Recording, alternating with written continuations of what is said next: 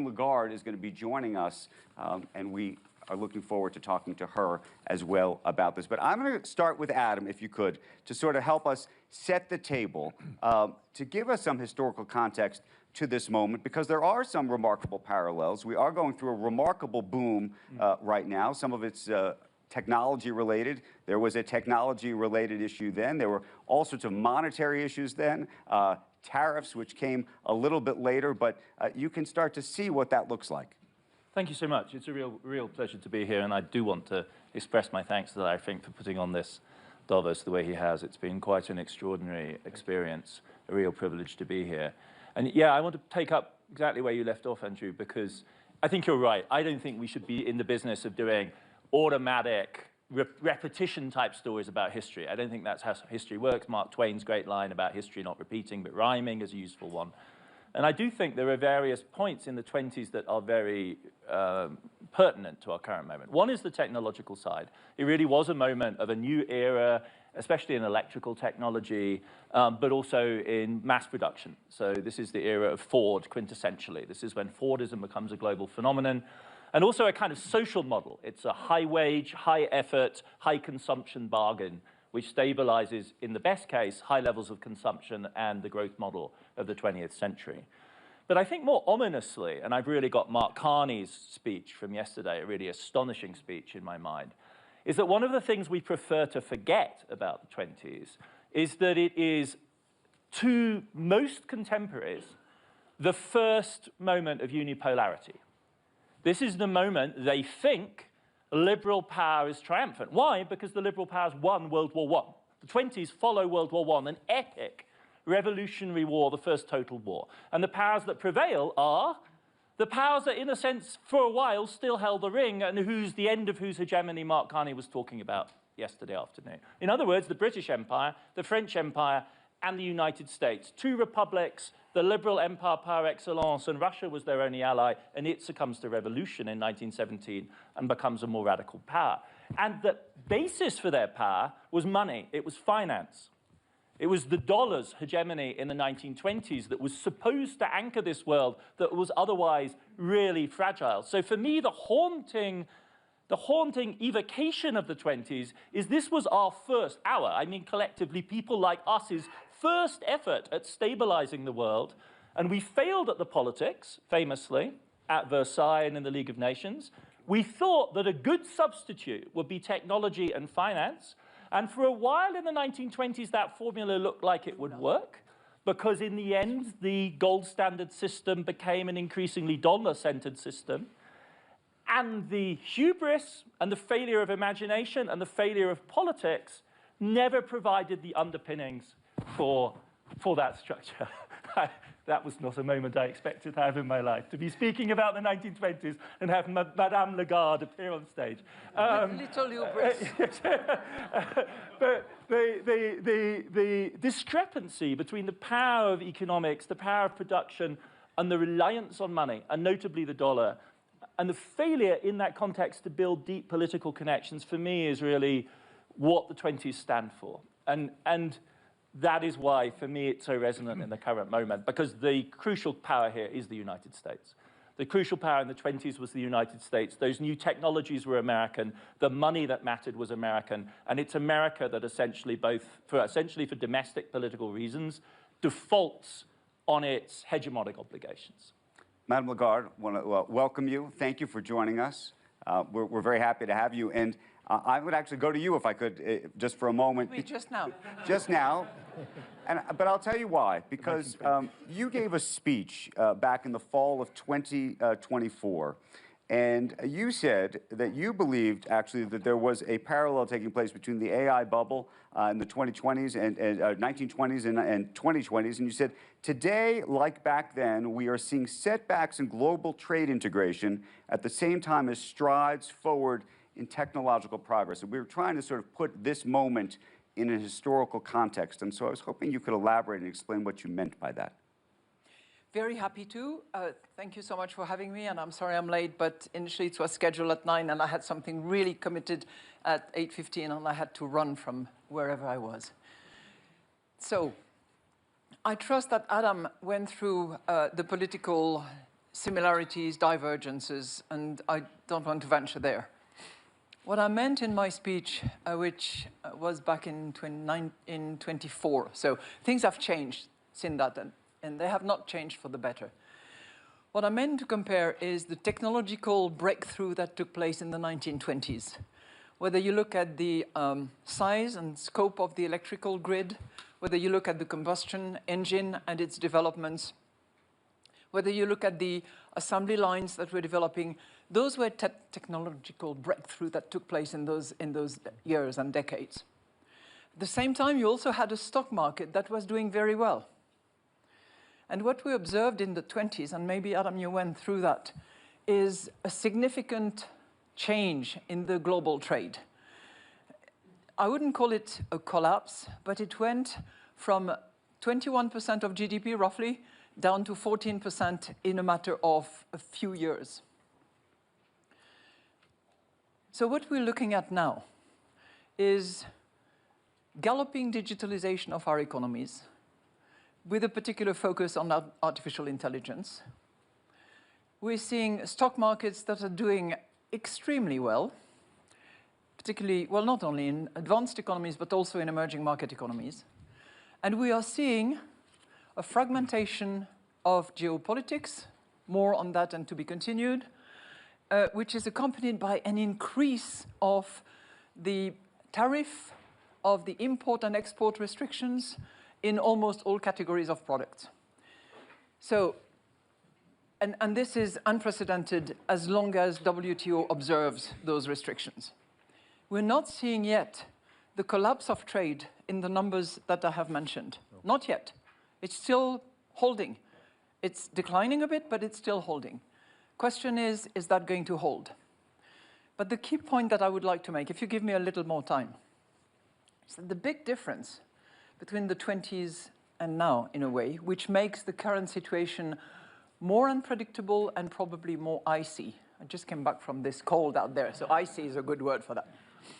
Is the fact that those breakthrough of the 1920s could diffuse, to use a colloquial language, could diffuse within boundaries, within national territories. You did not necessarily need, in those days, the scale, the network effects that you need now. Now, if you ask the big Gs in digitalization and the big spenders in artificial intelligence, and just for memory, to develop a frontier model today requires about $1 billion. If you ask them what they need, they will say access to data as large as possible. They will say scale in order to really amortize the investment cost of the development of models. Now, that would be significantly jeopardized if we have limited access to data because of different privacy laws around the world, and more protectionist barriers that would prevent the scaling of these investments. Now, I might be having an overly negative and pessimistic view of what we are seeing at the moment, but I think that's a real threat. And the development of AI, the gain of productivity that we hope for, is difficult to reconcile with fragmentation in terms of standards, licensing, access. And I would contend that this can only be remedied by a degree of cooperation that is going to be a factor of willingness of people to accept and tolerate different paradigms, different cultural preferences, and different views of the world. It's difficult. Larry, speak to that, if you could, because I can tell you're thinking about it. Well, I spent a lot of time on it, and I think what Christine said is the foundation of a major issue. But I would turn the lens a little bit. I think for the Western economies, if we don't cooperate, if we don't scale, China wins. There's enough population there. Privacy laws are obviously quite different there, and so the data that they can accumulate, which is giving them a dramatic advantage. And I think that's going to be one of the big overwhelming things. When people ask me, are we in an AI bubble? I said, I think there are going to be some big failures, but I don't think we're in a bubble. But that being said, I would much rather say that we need to spend more money to make sure that we're competing properly against China.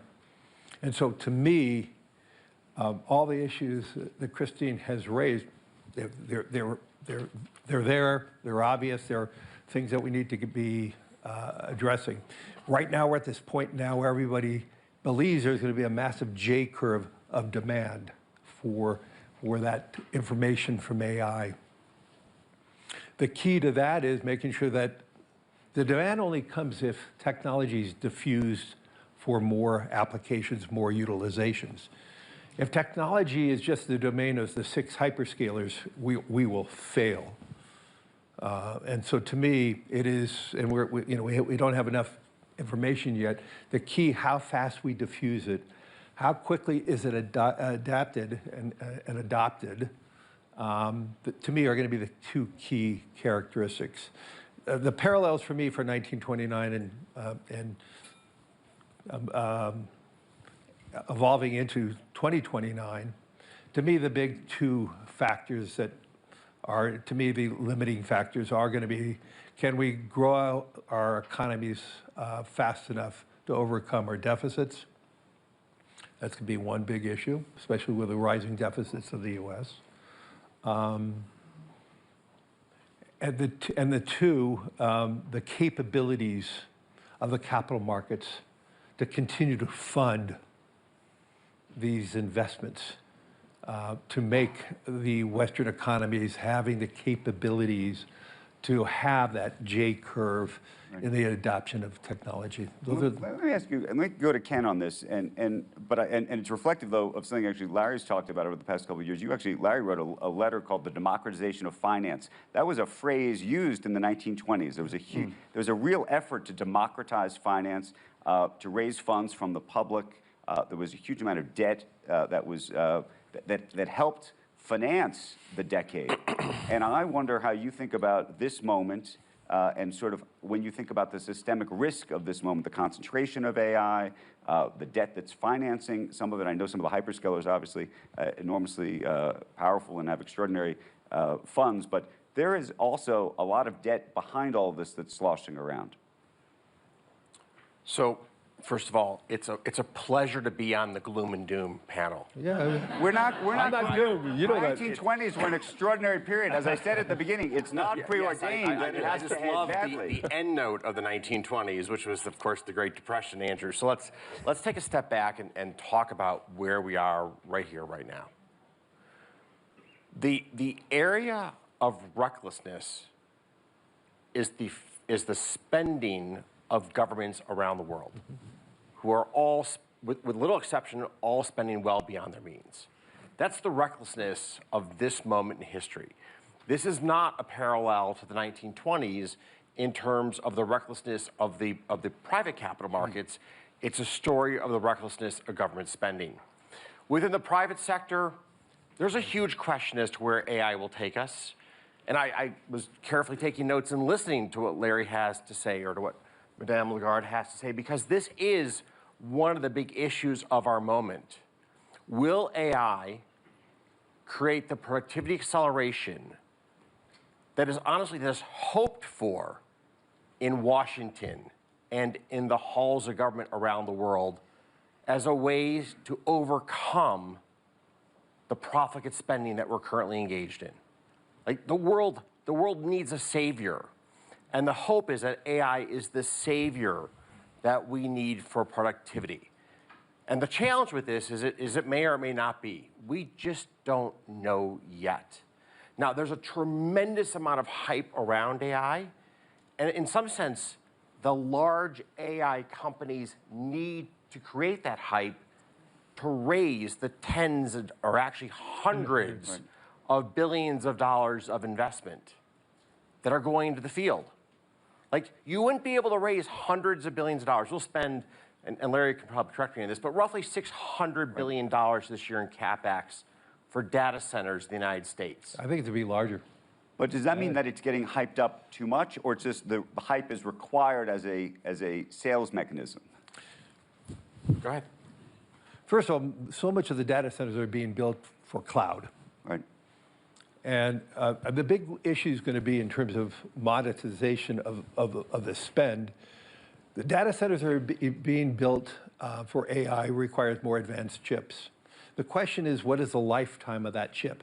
If we have new technological changes in the lifetime of the chip in 1 year, then that spend is going to be really a bad spend. If the lifetime, as they expect it to be, is 4 or 5 years, and then those chips can be used for cloud, then I think these investments are going to prove to be good investments. So I think it's going to be, if the speed of technology changes and all these investments now, it's going to be challenged. But I agree with Ken. I think we don't know enough, but I'm personally very optimistic on how AI is going to affect the world economy.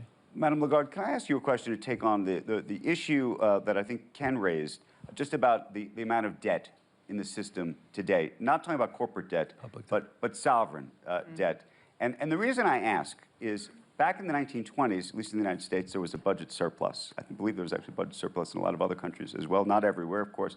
But today, in the US, there's $38 trillion of debt.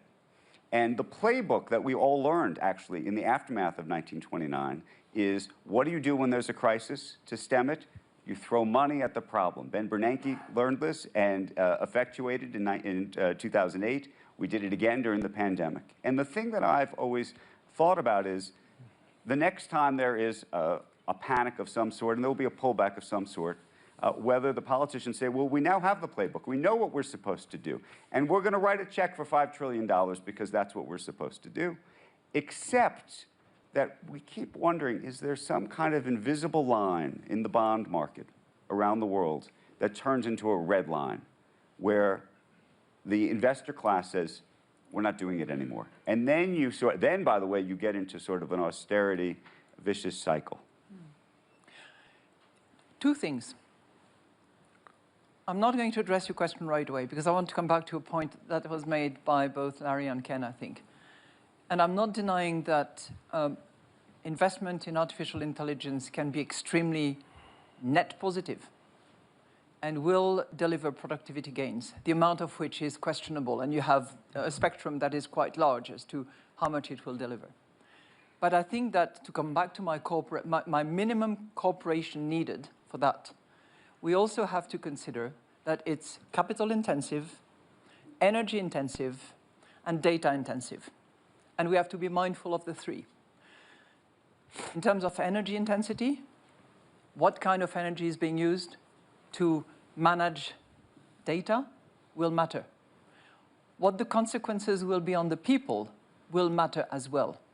So I think that in this cooperation approach that we have, which will have to take care of data privacy, for instance, and preferences in different corners of the world, we also need to be mindful of the energy consumption and what kind of energy it is and what impact it has on climate. And number two, we have to be mindful of the consequences for people. Because unless we move in this dream world of Keynes, where working is a choice in a way, which I don't see on the medium-term horizon, we have to understand what consequences it has on people, unless we want to risk a dislocation of society. Now, I come back to your point. Yes, debt has increased massively and is increasing in some corners more than others. I think the real question is, what is done with that financing that the sovereigns are accumulating? Not all debts are the same. Debt that is invested in necessary, productive projects or necessary for security purposes will always find people to finance it. That's my assumption.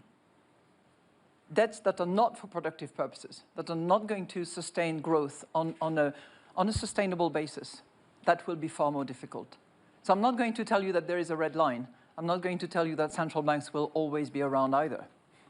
But I think that the nature of the purpose for which debt is subscribed will matter more than the actual volume. Speak to what you just said something very intriguing. No, I'm not going to speak more to it. No to the idea that central banks might not always be around. What did you mean by that? Look, I went through my lot of crises, as many of you have as well. And I remember the days when it was mentioned that, central bankers are the only game in town. This is not the right approach to a balanced and durable equilibrium. Measures have to be taken by fiscal authorities. reforms have to be undertaken. The purpose for which spending is organized has to be thought through, and the consequences on people if we want society to stay together. So just, I'm not trying to put words in your mouth, but are you basically saying that in our legislative branches around the world, we have abdicated responsibility of being fiscally prudent and thoughtful as to how we use society's resources, and have become overly reliant upon central banks to continue to try to keep the economy going in the right direction against this onslaught of reckless spending? I'm not suggesting it's the case now, but we have observed it in the past. I mean, the historic irony is that when people talked about central banks being the only game in town in the 2010s, what they were actually urging is more active fiscal policy. Right? Because the problem was that we had a low-inflation environment, a stagnant growth, including notable figures at BlackRock were arguing for a more assertive fiscal policy because there was a deep imbalance between the two levers of macroeconomic policy, which was also a lesson of the 1920s. And right now, what you're arguing for, I take it, is a more just abstract proposition that it is crucial to have, as Ken's suggesting, responsibility in every arm of government. Yep. And that responsibility pertains not just to the macro aggregates, I'm hearing you say, but to the specific type of spending. Your distinction between the productive and the unproductive is not just for economic purposes, but also for the question of political legitimacy and social coherence, the crucial thing. Because the social bargain in Europe and in the United States, but really in Europe, is deeply stressed, I think, by the perception that modern welfare states are unproductive, and a huge number of really vicious distributional struggles which are reawakening another 1920s ghost, which is the ghost of fascism. Right? The sort of political parties which certain visitors to the conference would quite like us to give more platform to, who are direct heirs to that kind of tradition, they are mobilizing in Europe right now around the delegitimization of public spending, which axes on this productive, unproductive, national, international, migrant, ethnic, national. And so that's why these politics are explosive. But Adam, in 2010, the mantra was too big to fail, which Andrew wrote about. But because of that mantra, too big to fail, there was a societal view, do not bail out. So there was not much fiscal stimulus as much as necessary. But I would say the learning lesson from that was 2020, where you could argue we used huge amounts of fiscal stimulus, probably too much, you know, looking backward. So I actually believe, you know, we're all evolving in which lever to pull. And so I think, you know, Europe, especially after 2008 and 2009, probably did not use enough fiscal stimulus. But it, you know, in the 2020s, because of COVID, we probably used way too much fiscal stimulus. So it also depends on what structures you have, again, because the Europeans have, they essentially have part-time working systems which keep people in employment, whereas America, with surging unemployment in 2020 and no national unemployment insurance system that actually works, has to rely on this sugar-high, trillion-dollar, check in the mail, emergency bailout of American society, and it's easy to overdo that. I mean, in my view, it's one of the great macroeconomic success stories of recent times. It has, you're absolutely right. Where the learning here since the 1920s is surely one of the dramatic. We have not had another 1929. That is a crucial point. I have a different question from Madame Lagarde, and it's actually about the connection between the independence of central bankers relative to the political class. And the reason I ask it is not just because of this particular moment. No? Just happens to be Wednesday, huh? But this gets to an interesting parallel. It gets an interesting parallel. If you go back and look at what happened actually in the 1920s and 1929 in particular, and I read through some of the diaries of the Federal Reserve board members in the United States during this period. They were so worried about the politics of the moment. They were so cognizant of the politics. It wasn't, by the way, then that the president, in that case President Hoover, was telling them what to do exactly. It was that they were worried that the central bank unto itself which was considered an experiment still. It was still new, yeah. Would be disbanded. You talked about whether central bankers will be here. They weren't sure whether they were going to tip the balance and that Congress was going to say, enough with you. And so I wonder, and there are lots of times also during some of these crises where the central bankers have to work hand in hand with the Treasury departments and presidents. So here we are in this moment. You publicly came out recently, and signed a letter around what's happening in the United States and our Federal Reserve. But how you think about that? First of all, I would distinguish between tribute to your work, because you really went into great details about how they thought in those days and what their fear was. But I would distinguish today between working hand in hand, which in a way we did during COVID, let's face it, and fiscal dependence. So while working hand in hand in particular circumstances, as exceptional as they were, I think was completely legitimate. Whether there was more, too much, I think it's a good debate to have, and what form it took is also an interesting one, because between the shock absorber on one side of the Atlantic and the fiscal spending straight to the consumer, I think the jury is out as to what was the most efficient. But fiscal dependency is another matter, which I would strongly argue against. For me, the great champion and hero of breaking the back of this dependency of central bankers was Volcker, who took the risk, major one, to really affect the economy, jeopardize the economy, to make sure that price stability would be delivered. And I think the standing he had with President Nixon at the time, in order to demonstrate the independence of the central bank to restore price stability, is something that we should, keep in the back of our mind. I'm not going to comment on what's happening just right now, including today, actually. Suffice to say that with a couple of other colleagues, we did take the initiative to argue in favor of central bank independence in the context of what happened about a week ago. One of the really fascinating things is that the very idea of central bank independence is a product of the 1920s. And it's a product of the 1920s because most central banks, unlike the Fed, are old institutions. It's like the Bank of England, the Banque de France. And what they have to tackle in the early 20th century is the emergence of modern democracy. Modern democracy being multi-party, populist, social democrats, right-wingers. And it's in that context, the Fed is in a sense born into the crisis. One of the reasons America doesn't have a central bank earlier is it is a democracy. And capitalist democracies are contentious, and money is contentious in capitalist democracies, and central banks are incredibly contentious, and America doesn't get there until the compromise of 1913 under Wilson.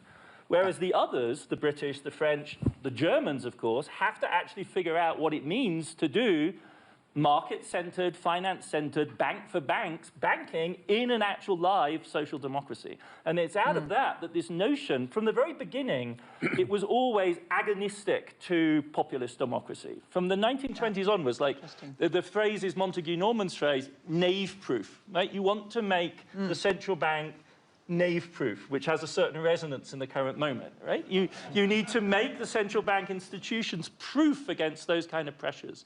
And it's been, I think, one of the productive sites for thinking about the relationship between expertise, politics, and the pressures of the market ever since. Volcker, one might have different views about, but he certainly, I would entirely agree with you, set the paradigm of the modern independent central banker, whether one likes the paradigm or not, but it's clearly the definitional moment under Carter into Reagan, withstanding the pressures of the Reagan presidency, amongst other things. But just to put things in context, the modern central bank represents the reality that we are not on the gold standard that we were on Fiat money. True.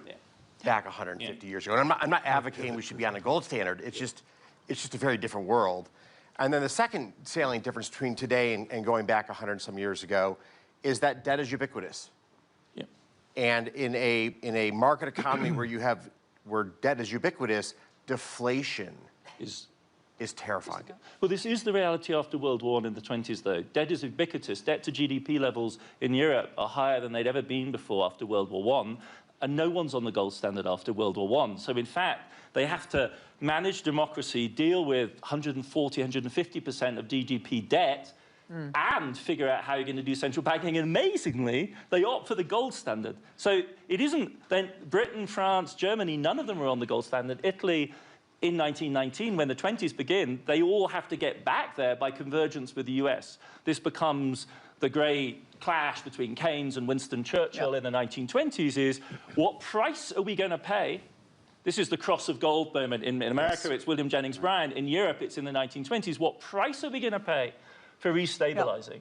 This is what made it feel like the bad Eurozone of the 2010s. Right. But it's also a big difference between then and now. Absolutely. Because those monetary policies were totally rigid as a result, whereas we have much more flexibility and many more tools to be used. And thank God for that. And a tremendous number of success stories. Yes. Yeah. I mean, if you look at Europe when it comes to price stability, I don't want to jinx you, but it looks really good right now. Thank you. Larry, That's some good news. Larry, I think you wanted to take the conversation to a different place. Yeah, I want to bring it back to today and the things that we need to be mindful of. And I think that's the foundation of how we thought about 2026 World Economic Forum in Davos. And that is how technology is going to be reshaping so many parts of society, whether we get the data right or not. And what I see from the lens of BlackRock, we're seeing more and more industries just have K economies. You have a huge hyper winner and many losers. And the winners in almost every industry are the scale operators who have the opportunity, the internal cash flow, the earnings power to quickly use AI more readily. In the name of like Walmart, they have such fantastic knowledge of inventory control that is beyond almost any other retailer. They understand consumer preferences immediately when a consumer buys something, when thing is taken off the shelf. They can navigate one store versus another store. And you're seeing that in their results. You're seeing them having, almost quarter after quarter, achieving higher returns in a period of time when a lot of retailers are really struggling. We had a bankruptcy of Saks and all that. And I see that in every industry. And we're probably going to see that maybe in every country, that the scale operators right now are winning. And that does not translate into a broadening of the world's economic economy. And in many ways, it may be narrowing. And to me, it's getting back to what Christine was talking about. How quickly can we see the adaptation and the democratization of AI and technology? To me, is going to be the real pivotal point. Can AI be inexpensive enough and ubiquitous enough that it can be spread across small businesses, medium-sized business, and they can grow and have the same advantages of the scale operator. But in this period of time, though, the scale operator is winning. I mean, I see that in the asset management industry. The scale operator is having better connection because of utilization of more technology.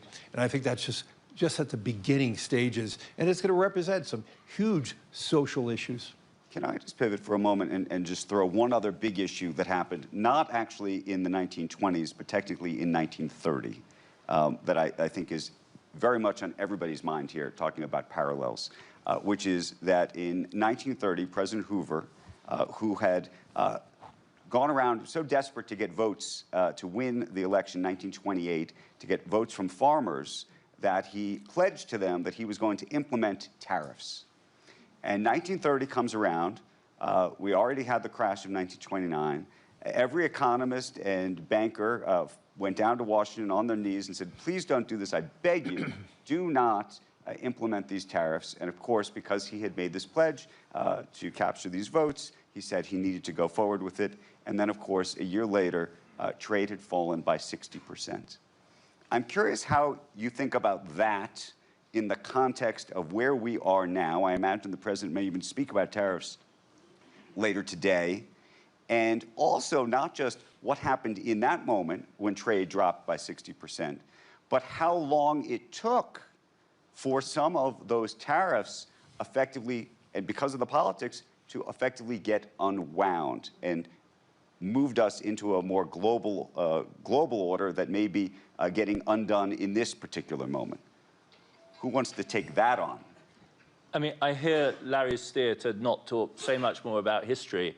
So I'm going to pivot to the present and say the big difference is this issue with fiat currency. Because what really drove the collapse of global trade in the early 30s is the combination of tariffs with currency disorder, the collapse of the gold standard in 31, and then the introduction of massive amounts of quotas. And we are a very long way away from that kind of world in the current moment. So bad as these are, these looks much more like classic trade war kind of tariffs. It's not great, especially given the volatility of the tariff regime in the moment. That's what really makes it odd historically, is that we just literally don't know from week to week what the American tariff will be. But that, I think, is a kind of relatively calming. This is one of the axes I don't see any cause for panic over. Do you see, though, I'll go to Madam Lagarde, do you see these tariffs as a permanent state?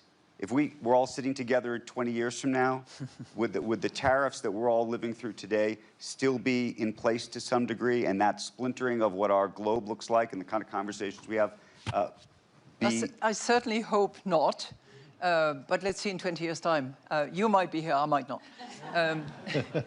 But, you know, again, I think what matters is to sort of go under the skin of those tariffs and see who is bearing the brunt of it. And we might be surprised. You know, I haven't seen many studies, but there is certainly a study by the Kiel Institute in Germany that identifies the US consumer and the US importer as the key carrier of the burden of tariff. If I look at the US-Europe relationship at the moment, from 2% tariffs back a year ago, we are now at 12-point-something tariffs, average across the euro area. With the threat that is looming around, we would move up to 15% on average with heterogeneity. If 96% of that is on the US consumer and the US importer, I don't think that's a very good outcome. Particularly in terms of inflation. So I think we need to really go into what are the consequences, what is the spillover impact, what is the inflation outcome as a result, and how is growth affected by that? Ken, you've been doing the math on that. What do you think? So, you know, obviously, I've spoken out on this topic over the course of the last year and change, and regretfully, I think some of the concerns that I've highlighted have played out. Tariffs have been regressive on the American consumer.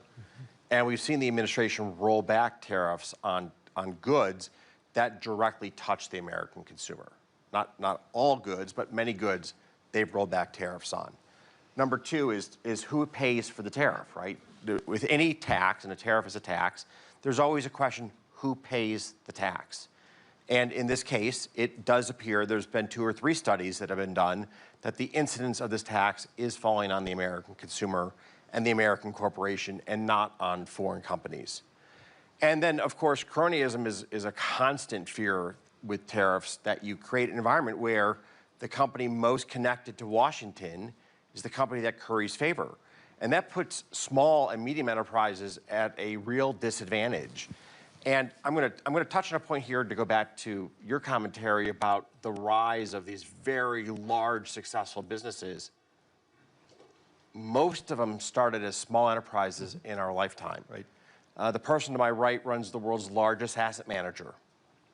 He started the world's largest asset manager and created that business in a fraction of a lifetime. It's a tremendous success story. It's the story of the vitality of the US economy, that small and medium enterprises in just a few decades can rise to become global leaders. In fact, if we look at the AI firms of today, everyone was talking about Anthropic and OpenAI. Anthropic didn't exist a few years ago. OpenAI didn't exist 15 years ago. NVIDIA was a company that made video game processors. The 3 largest mindshare names in AI are all effectively less than roughly 10 years old. And it's that vitality that draws capital to the United States that does fuel the economic prosperity of America. And we need to continue to protect the opportunity sets for our small and medium enterprises, because you never know which one will be the next BlackRock, the next Anthropic, Apple, and so on. Larry, I have a technology question for you. One of the reasons we actually did have a crisis in 1929 was the technology, meaning the New York Stock Exchange, couldn't keep up with the trading volume, in truth. I mean, the reason why you see those famous pictures in black and white of people standing, thousands of people standing outside the New York Stock Exchange during October 1929. Process. they were standing out there because they were trying to find out what was happening to their money. They didn't know because the processing was so behind. Today, we can get this information on our phone and down to the millisecond. It's almost perfected. At the same time, however, talk about the idea that rumors can spread and spread quickly. You know, in the old days, it took a long time for sort of a bad rumor to spread, and then it took a long time as well, by the way, from the efficiency of it, to correct that rumor. But today, and we saw this with Silicon Valley Bank in the United States, for example, the second that somebody says and goes public and says, I'm taking my account from this bank, everybody can go rush for the exits because they can see all of this in a completely different way. And so while the technology is remarkable in one way, I wonder what you think the risks are the other way. So I would argue that through transparency, there is actually less risk.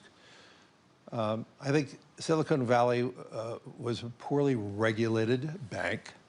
I mean, actually, BlackRock was asked to do a study on their asset and liability mix. And we determined 2 years before it failed that it was the most mismatched bank in the United States at that time. So I would argue that was a failure of regulation, not a transmission of information.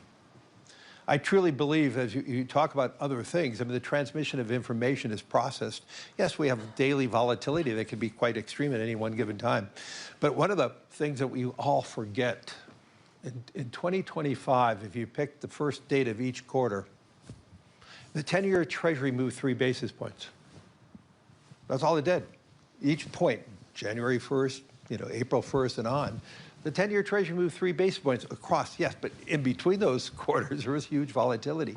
You know, and so, but that's the efficiency of the market. That is the beauty of what Citadel has created, that the fast movement of money equalizes and we determine in a very rapid period of time what is fair value. And I think that is a magnificence of the capital markets. You know, that transparency is the I would say the engine of market movement. And Ken should be answering this question because he's one of the geniuses around the architecture of this.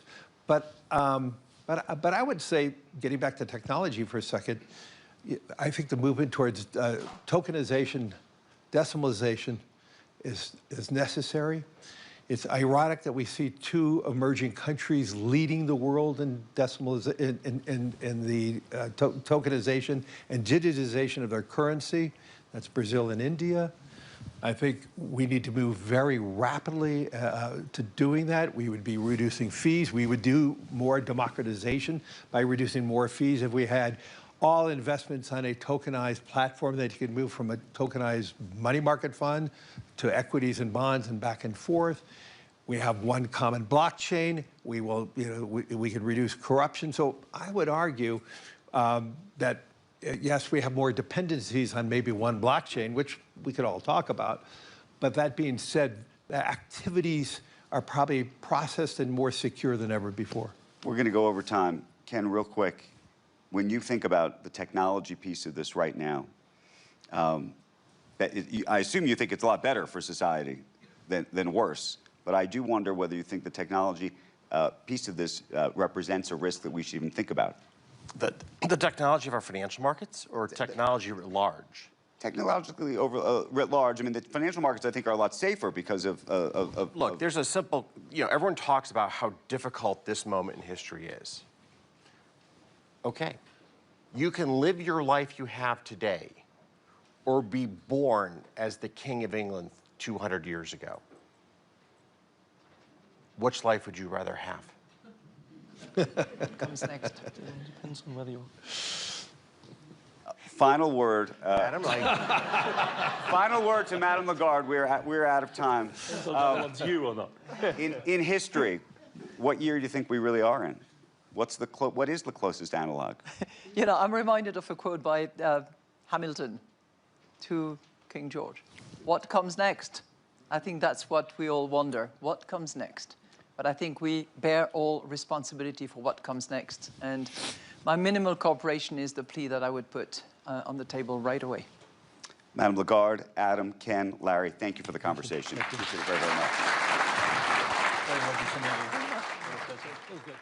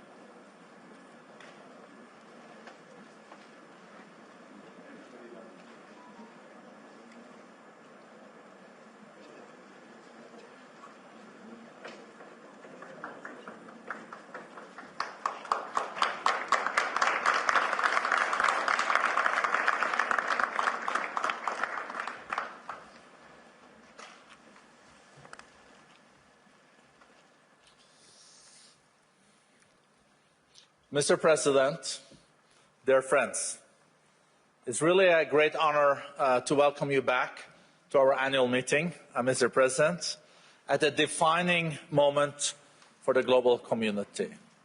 It's 10 years since you were here last time, and as we just spoke about in the speaker's room, a lot has changed in a decade.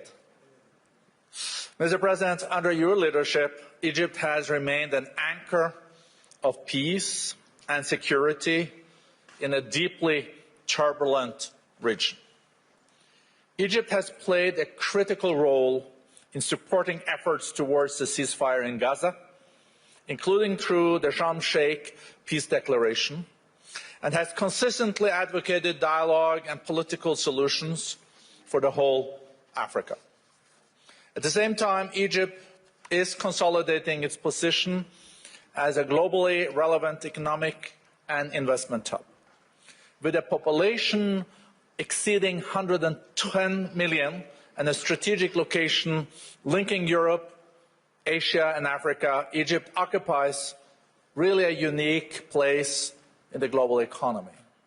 It also, of course, because of its heritage represents a unique place in the world.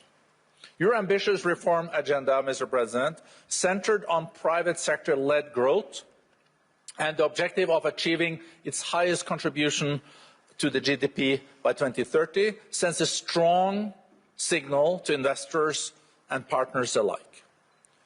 This agenda, underpinned by a positive growth outlook that outperforms many regional peers, is also a testimony to the reforms undertaken.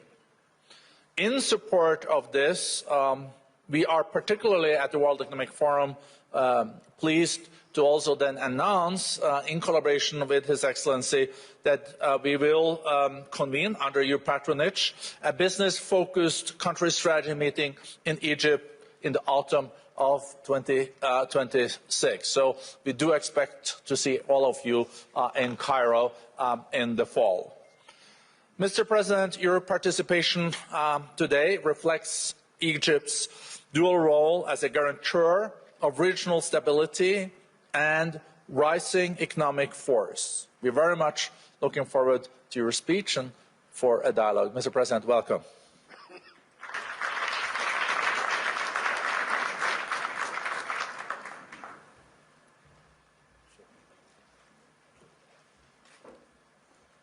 بسم الله الرحمن الرحيم. السيد بورغ براندي الرئيس والمدير التنفيذي للمنتدى الاقتصادي العالمي، السيدات والسادة الحضور، يسعدني في مستهل كلمتي أن أتوجه بخالص الشكر والتقدير إلى السيد بورغ براندي على دعوته الكريمة للمشاركة في الاجتماع السنوي للمنتدى الاقتصادي العالمي. ذلك المحفل البارز الذي يتيح لنا فرصة ثمينة لمناقشة القضايا الدولية والتحديات الراهنة في سبيل تحقيق هدفنا المشترك المتمثل في بناء مستقبل أكثر ازدهارا وعدالة للجميع.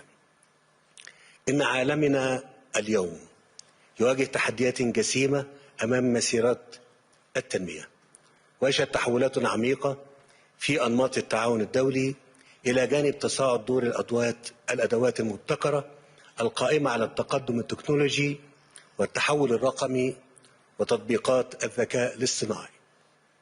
هو ما يفرض علينا جميعا ضرورة تضافر الجهود وتعزيز التعاون والعمل المشترك، بما يمكننا من مواكبة هذه التحولات واستثمار فرصها على نحو يحقق الخير والمنفعة لشعوبنا كافة. وإيمانا منا بأهمية التعاون، تواصل مصر العمل على بناء شراكات إقليمية ودولية راسخة تستهدف تحقيق المنفعة المشتركة وتعزيز التنمية المستدامة، كما تمضي في تهيئة مناخ أعمال جاذب للقطاع الخاص باعتباره شريكا أساسيا في مسيرة التنمية والتقدم والازدهار. غير أن هذه الجهود تواجه تحديات غير مسبوقة على المستويين الإقليمي والدولي في ظل تصاعد الصراعات الجيوسياسية وتجاوز بعض الأطراف لأسس الشرعية الدولية، الأمر الذي يقوض المساعي الرامية إلى تحقيق النمو الاقتصادي ويضعف الجهود المبذولة لحفظ السلم والأمن الدوليين ويحد من فرص العمل المشترك بين الدول. ولذلك تؤكد مصر أن السبيل الوحيد لتحقيق السلام والاستقرار والتنمية بصفة مستدامة يتطلب ما يلي: أولا، التمسك بالحوار والتعاون الدولي وإعلاء مبادئ الاحترام المتبادل والتعايش السلمي واحترام القانون الدولي وميثاق الأمم المتحدة. ثانيا، الالتزام بتسوية النزاعات بالطرق السلمية وتجنب التصعيد وتهيئة المناخ للتوصل لحلول مستدامة لمختلف الأزمات. ثالثا، السعي لتعزيز التكامل والاندماج بين الدول ومنح أولوية للقضاء على الفقر والجوع وتحقيق الرخاء المشترك لكافة شعوب العالم. رابعا، تعزيز دور مؤسسات الأعمال الوطنية والإقليمية والدولية وتمكين القطاع الخاص من القيام بدور محوري في جهود تحقيق التنمية الشاملة. السيدات والسادة، لا تزال القضية الفلسطينية تتصدر أولويات الاهتمام في منطقة الشرق الأوسط، إذ تمثل جوهر الاستقرار الإقليمي وركيزة أساسية لتحقيق السلام العادل والشامل. وفي هذا السياق أود أن أعرب عن تقديري لجهود الرئيس دونالد ترامب والتزامه بوقف الحرب في قطاع غزة وما بذله من مساع لتخفيف المعاناة الإنسانية التي أثقلت كاهل الشعب الفلسطيني الشقيق على مدار أكثر من عامين. وقد جاء انعقاد قمة شرم الشيخ للسلام في 13 أكتوبر 2025 تتويجا لجهود مصر بالتنسيق مع شركائها من أجل وقف إطلاق النار وترسيخ دعائم السلام وفتح آفاق جديدة تحمل الأمل في تحقيق الاستقرار الإقليمي وإطلاق مسار سياسي جاد لتسوية القضية الفلسطينية على نحو عادل وشامل يضمن الحقوق المشروعة للشعب الفلسطيني ويعزز فرص الأمن والتنمية في المنطقة بأسرها. ومن هذا المنطلق أؤكد على ضرورة البناء على مكتسبات قمة شرم الشيخ وتثبيت وقف إطلاق النار وضمان تدفق المساعدات الإنسانية إلى قطاع غزة دون قيود، مع الإسراع في إطلاق عملية التعافي المبكر وإعادة الإعمار في مختلف مناطق القطاع. كما أرحب بإعلان الولايات المتحدة بدء المرحلة الثانية من اتفاق وقف الحرب باعتباره خطوة محورية على طريق تنفيذ خطة السلام وخفض التصعيد في المنطقة، بما يعزز فرص الاستقرار ويفتح آفاق جديدة للتعاون الدولي. وأود أن أجدد التأكيد على أن مصر انطلاقا من دورها التاريخي الراسخ في دعم القضية الفلسطينية لن تدخر جهدا في مواصلة الانخراط مع جميع الأطراف المعنية سعيا إلى إيجاد حل عادل وشامل ودائم لهذه القضية يقوم على أساس حل الدولتين وقرارات الشرعية الدولية ويكفل إقامة الدولة الفلسطينية المستقلة على خطوط 4 يونيو 1967 وعاصمتها القدس الشرقية. السادة الحضور، على الرغم من تعدد الأزمات الإقليمية والدولية استطاعت مصر أن تواصل تنفيذ برنامجها الطموح للإصلاح الاقتصادي من خلال حزمة متكاملة من الإجراءات التي استهدفت ضبط السياسات المالية والنقدية للدولة واستعادة ثقة المستثمرين في السوق المصري وتطوير البيئة التشريعية المنظمة للاستثمار، فضلا عن تقديم حوافز جاذبة للمستثمرين. وقد أولت مصر أولوية خاصة لتعزيز دور القطاع الخاص باعتباره شريكا رئيسيا لا غنى عنه في تحقيق النمو والتنمية الاقتصادية، فوضعت سقفا للاستثمارات الحكومية وأطلقت خطة مدروسة لتخارج الدولة من بعض الاستثمارات العامة، بما يفسح المجال أمام القطاع الخاص لتوسيع مساهمته في النشاط الاقتصادي. أثمرت هذه الجهود عن تحسن ملحوظ في مؤشرات الأداء الاقتصادي وارتفاع معدلات النمو وزيادة تدفقات الاستثمار الخاص، إلى جانب إشادة واسعة من مؤسسات التمويل الدولية وعلى رأسها صندوق النقد الدولي، فضلا عن قيام مؤسسات التصنيف الائتماني العالمية برفع التصنيف الائتماني لمصر. وأؤكد أن مصر ستواصل مسيرة الإصلاح الاقتصادي وتحقيق التقدم في مسارها التنموي، مع المضي قدما في تطبيق وثيقة سياسة ملكية الدولة التي تحدد الإطار العام لعمل الشركات الحكومية والمملوكة للدولة وتنفيذ برنامج الطروحات الحكومية وتخارج الدولة، بما يعزز مشاركة القطاع الخاص ويضاعف إسهامه في دفع عجلة النمو الاقتصادي. السيدات والسادة، يمثل السوق المصري اليوم مجالا مليئا بالفرص الاستثمارية في مختلف القطاعات، حيث تحرص الدولة على توفير التسهيلات والحوافز اللازمة، لا سيما في مجالات الطاقة الجديدة والمتجددة وصناعة السيارات، بما في ذلك السيارات الكهربائية، إلى جانب الصناعات الدوائية واللوجستية وقطاعات الاتصالات وتكنولوجيا المعلومات، خاصة تطبيقات الذكاء الاصطناعي. وأدعوكم إلى اغتنام هذه الفرص والاستفادة من البنية التحتية المتطورة التي أنجزتها مصر خلال الأعوام الماضية في مجالات الطرق والاتصالات والنقل واللوجستيات والمناطق الحرة، وعلى وجه الخصوص المنطقة الاقتصادية لقناة السويس التي تمثل منصة استراتيجية للتجارة والاستثمار. كما أؤكد أن المستثمر الذي يختار العمل في مصر لا يقتصر مكسبه على السوق المحلي الواعد، بل ينفتح أمامه أيضا أفق أوسع عبر شبكة اتفاقيات التجارة الحرة التي أبرمتها مصر سواء في الإطار الإفريقي أو العربي، بما يتيح له النفاذ إلى أسواق ضخمة قائمة بالفعل ويضاعف من فرص النمو والتوسع الإقليمي والدولي. السادة الحضور، في الختام أود أن أجدد التأكيد على أن مصر ستواصل دورها الفاعل في ترسيخ دعائم الأمن والاستقرار على المستويين الإقليمي والدولي، والمضي قدما في تحقيق التنمية والنمو الاقتصادي، كما تتطلع مصر إلى تعزيز التعاون مع كافة الشركاء من أجل بلوغ هذه الأهداف المنشودة. ويسعدني أن أرحب بإعلانكم تنظيم جلسة مخصصة للأعمال في مصر خلال العام الجاري تحت رعايتي، وأتطلع إلى مواصلة التنسيق معكم خلال الفترة المقبلة لإنجاح هذا الحدث المهم. وأغتنم هذه المناسبة لأتمنى لكم التوفيق والنجاح في مختلف فعاليات المنتدى، وشكرا جزيلا.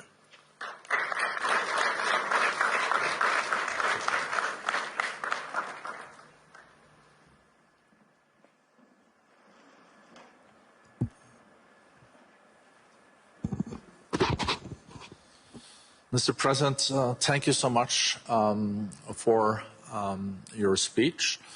And my interpretation is that geopolitics are challenging, but economy is going a lot better than the geopolitics.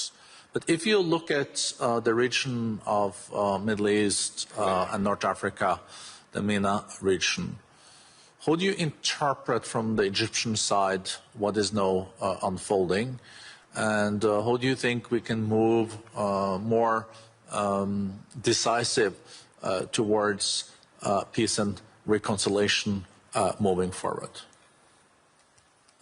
أنا بشكرك جدا على هذا السؤال، وأيضا اسمح لي أقول لك إن الإجراءات اللي إحنا عملناها في مصر، سواء كان على مستوى الجيوسياسي زي ما ذكرنا في كلمتي اللي أنا تحدثت منها، على أن مصر حاولت خلال مش بس السنوات الأخيرة من الأزمة الخاصة بقطاع غزة، ولكن خلال ال10 سنوات اللي كنا احنا مسؤولين فيها اللي أنا كنت مسؤول فيها عن المسؤولية للدولة المصرية.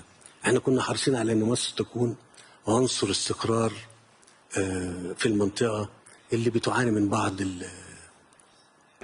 يعني الاضطرابات واللي بدأت في 2011.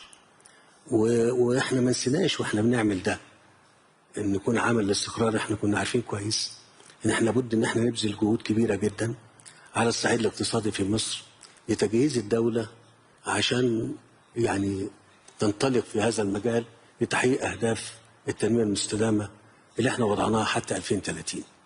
وخلينا أتكلم هنا، أنا ذكرت في كلمتي إن احنا عملنا إجراءات كثيرة جدا تهدف إلى جذب القطاع الخاص وتجهيز البنية التحتية في مصر. وده أمر ممكن يتقال عنوان صغير إن عملنا بنية تحتية مناسبة، لكن أنا بتصور إن كان من ضمن عناصر البنية التحتية هو عامل الاستقرار أيضا اللي احنا حرصنا على إنه احنا يبقى موجود. وهنا أنا عايز أقول للمستثمرين ورجال الأعمال والمهتمين بالاستثمار في مصر، مصر مارست سياسة بترتكز على دعم الاستقرار والحفاظ عليه، مش بس داخل الدولة المصرية، حتى في محيطها الإقليمي والدولي. وكانت دايما مشاركتها إيجابية في هذا الأمر، مش عشان تحافظ على مناخ الاستثمار في مصر، لا، كهدف من أهداف الدولة المصرية بالحفاظ على أو استعادة الاستقرار اللي تعرضت به المنطقة خلال السنوات العشر الماضية. إذن لو أنا اتكلمت على جيوسياسي فيما يخص الدور المصري، كان دور إيجابي جدا جدا في تحقيق الاستقرار سواء للدولة المصرية أو للمنطقة ما أمكن. ويمكن ده تجلى زي ما أنا قلت برضو في أكتوبر 2025 بمؤتمر شرم الشيخ لقضية من أصعب القضايا اللي مرت خلال ال10 سنين اللي فاتوا، هي قضية الحرب في غزة واللي استمرت تقريبا سنتين. واللي احنا بنتمنى ان دورنا الإيجابي ده يتكلل بيه ان المرحلة الثانية اللي تم إطلاقها بواسطة الرئيس تنجح وكل الدعم ليها سواء مننا أو من المجتمع الدولي. أرجع تاني مرة، ده شق كنا شايفينه انه مهم جدا في الحفاظ على يعني مناخ مناسب للاستثمار في مصر. لكن جوه مصر احنا عملنا، وانا يمكن بوسع قوي في إجابة السؤال او التعليق على الكلام، احنا بذلنا جهد كبير جدا جدا حتى نقوم بتنفيذ بنية أساسية متطورة في مصر. ما سبناش مجال من مجالات البنية الأساسية أو التحتية إلا ما اشتغلنا عليها. احنا عندنا شواطئ تمتد على البحر الأحمر والبحر المتوسط، تم إنشاء شبكة موانئ متطورة جدا، وتم ربط هذه الشبكة الموانئ سواء على البحر المتوسط أو البحر الأحمر بشبكة طرق متقدمة جدا وشبكة نقل بالسكة الحديد متقدمة جدا. نفس الكلام بالنسبة للمطارات، نفس الكلام بالنسبة لمجالات الطاقة. اللي أنا عايز أقوله حتى مجالات التعليم اعتبرناها جزء من أجزاء تطوير التعليم وتحديثه، وده احنا ضاعفنا عدد الجامعات في مصر من أجل تجهيز عمالة لسوق عمل متقدم ومتطور. ثم إجراءات أخرى احنا عملناها في مجال البنية التشريعية وإجراءات الإصلاح الاقتصادي اللي شهد عليها صندوق النقد الدولي، واللي احنا يمكن آخر مراجعة اللي تمت من الشهر اللي فات، وتأكيد إن مصر يعني بتمشي في الطريق الصحيح. ويمكن معدل النمو اللي أنا بذكره دلوقتي كجزء من تقديم مصر لضيوفنا اللي موجودين، إن معدل النمو في الربع الأولاني وصل ل5.3، ويمكن تكون الحكومة في مصر سعيدة بالمعدل ده، لكن احنا بنتمنى إن احنا نحقق معدلات أكتر من كده. اتكلمت كتير في الموضوع، لكن عايز أقول أنا بحاول أحول إجابتي لصالح اللي احنا عملناه، واللي كتير من الحاضرين يمكن يكونوا ما يعرفوش. البيئة في مصر جاذبة جدا اتفاقيات تجارة حرة مع المنطقة الأفريقية، مع المنطقة العربية. عندنا مناطق اقتصادية ذات طبيعة خاصة. ما ننساش التطور أو التطوير اللي احنا عملناه في قناة السويس حتى نيسر لحركة التجارة من الشمال للجنوب. كل الكلام ده وزي ما قلت المناطق الاقتصادية الخاصة اللي موجودة، اللي عايز يعمل مشروع في اللوجستيات، في طاقة الهيدروجين، في الاتصالات، في مراكز البيانات، في الأدوية، في حتى في مجالات زي التعليم والصحة، احنا مستعدين نقدم له الحوافز اللازمة لإنجاح استثماراته في مصر. شكرا جزيلا.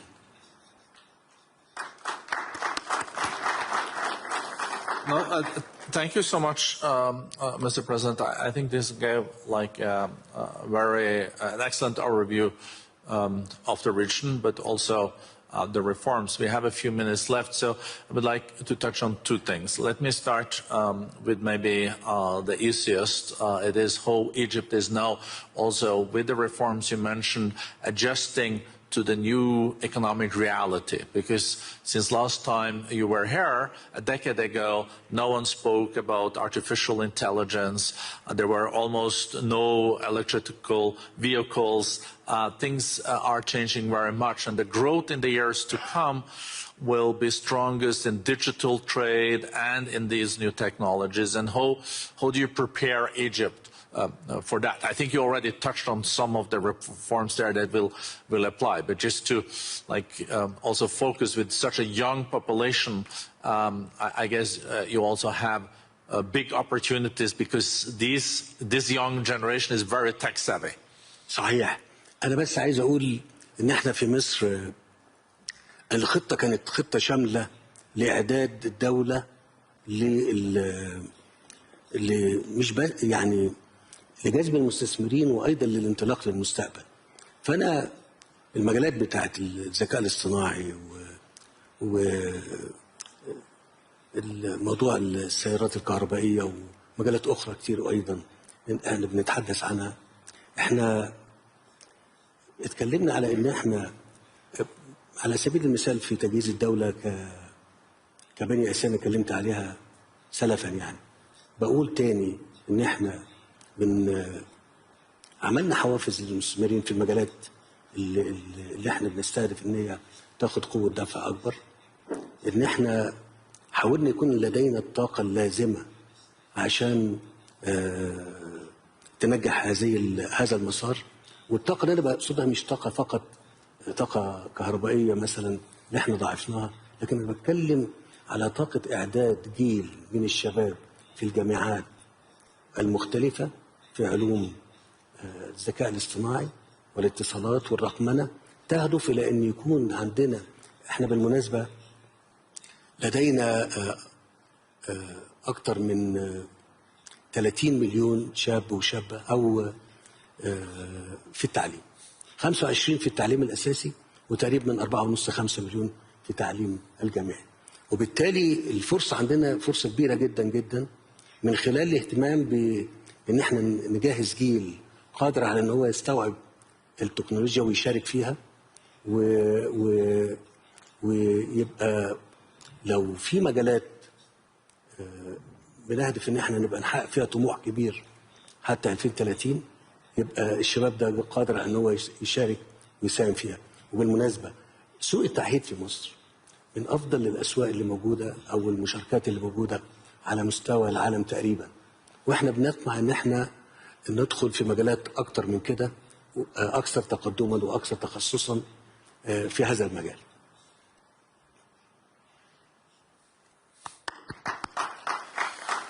So maybe then the last question, I see we have a few minutes left, is about the region, the Middle East region. And as you underlined, I think we all know that Egypt is an anchor. It is between Europe, Africa, and Asia. If you look at the regional developments the last year, I guess there has been developments in Lebanon and Syria. that have been moving in a new direction. You have the situation in Sudan and Yemen that I guess will be on the problematic side. So, and Libya, I don't know, I don't want to characterize, I leave that to you, Mr. President, to find the right words. But if you look at the region overall, do you think this is going to be a calmer year, or are we still going to have the challenges? And tomorrow, as you know, President Trump is also launching the board of peace here. So even in Davos, there will be some developments. طب خليني اقول لك ان احنا زي ما قلت برضه في المقدمه اللي انا حاولت ان انا اتكلم فيها كتير عن موضوعات مختلفه كشكل من اشكال الحديث عن المنطقه وعن مصر.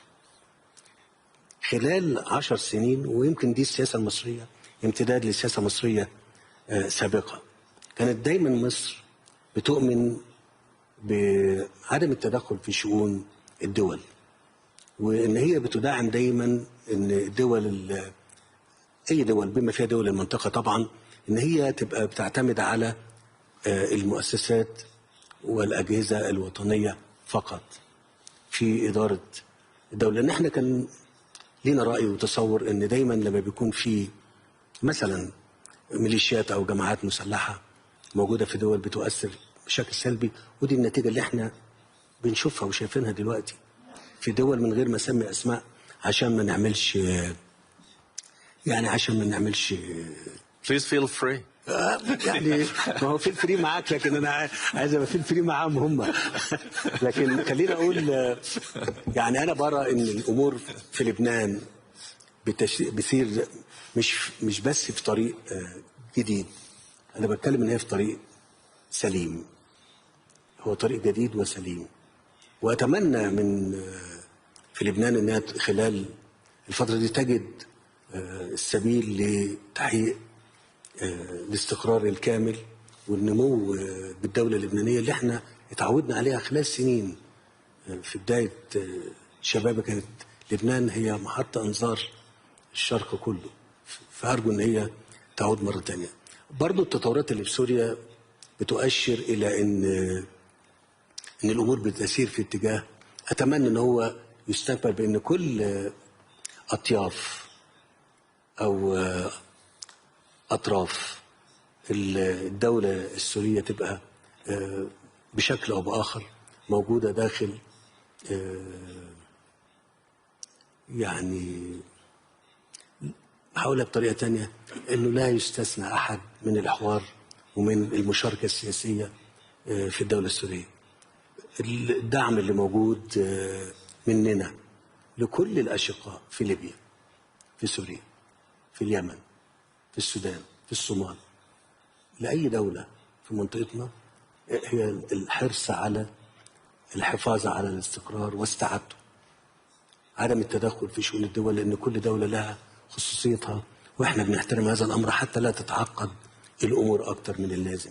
اذا انا بتكلم على ان الهدف اللي احنا شايفينه واللي احنا اعلناه من 2014 وحتى الان هو استعاده الدوله في ليبيا، استعاده الدوله في السودان، استعاده الدوله في لبنان، استعاده الدوله في سوريا، استعاده الدوله في الصومال، استعاده الدوله عشان تنطلق الدوله تحت قياده وطنيه شرعيه تاخد الدوله وتحل المسائل اللي موجوده.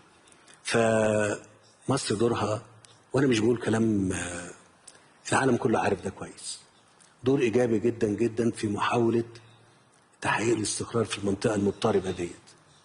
وخلي اقول خلال السنتين بتوع الحرب بتوع غزه احنا عندنا مرفق زي مرفق قناه السويس، ده يعني ممر ملاحي عالمي بتمر فيه تقريبا 12% من التجاره العالميه، وتاثر بالاحداث اللي تمت في الوقت دوت. ورغم من تاثير ده احنا حرصنا على ان احنا ايضا نتحمل التاثير. احنا فقدنا ما يقرب من 9 مليار دولار عوائد مباشره من داخل قناه السويس نتيجه الاحداث اللي حصلت خلال السنتين اللي فاتوا اللي هم من أكتوبر 23 وحتى وقف الحرب اللي أعلن في شرم الشيخ. تحملنا ده كنا طرف إيجابي في عدم التصعيد رغم الضرر الكبير اللي حصل علينا.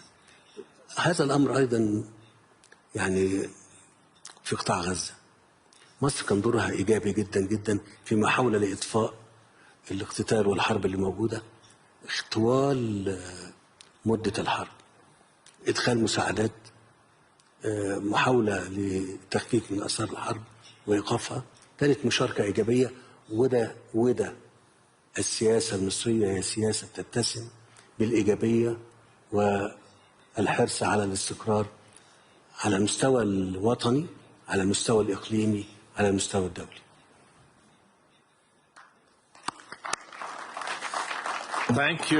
Thank you so much for your strong speech and excellent answers.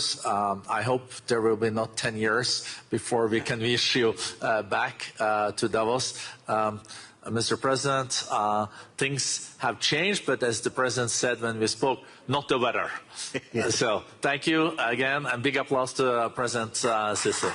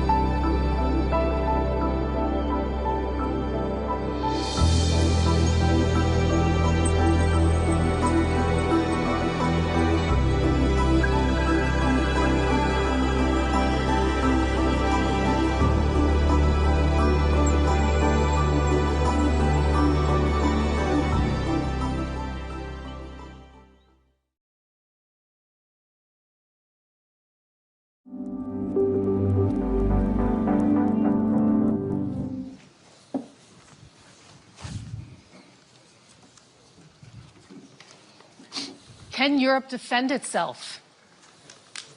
Hello and a very warm welcome to this special edition of Deutsche Welle's Conflict Zone from the World Economic Forum in Davos, Switzerland. I'm Sarah Kelly. We're here with the NATO Secretary General, Mark Rutte, the President of Poland, Karol Nawrocki, the President of Finland, Alexander Stubb, the President of the European Investment Bank, Nadia Calvino, and the CEO of Sanofi, Paul Hudson. Welcome to all of you, and thank you so much for joining us. Now, this question, can Europe defend itself, has really been thrust into the forefront as Donald Trump threatens allies over Greenland. As we wait for Trump to deliver a statement in just a few hours, there has been so much discussion in the past few days, not only about the potential for a trade war with Europe, but also even the collapse of the NATO alliance itself. And with that, Mr. Secretary General, I'd like to begin with you, because with the U.S. still a guarantor of European security, are European NATO allies hostage to Trump's demands? Well, listen, NATO, since 1949, is the transatlantic alliance. And I think we have to be very careful in considering the fact that the US and Canada are not only in NATO to prevent the historic mistake the US made, in their own view, after the First World War, which was retreating from the world stage, and then the long arm of history reaching out to the US again in the Second World War, not wanting to repeat that mistake. They are in NATO because NATO is crucial not only for the defense of Europe, but also for the defense of the United States.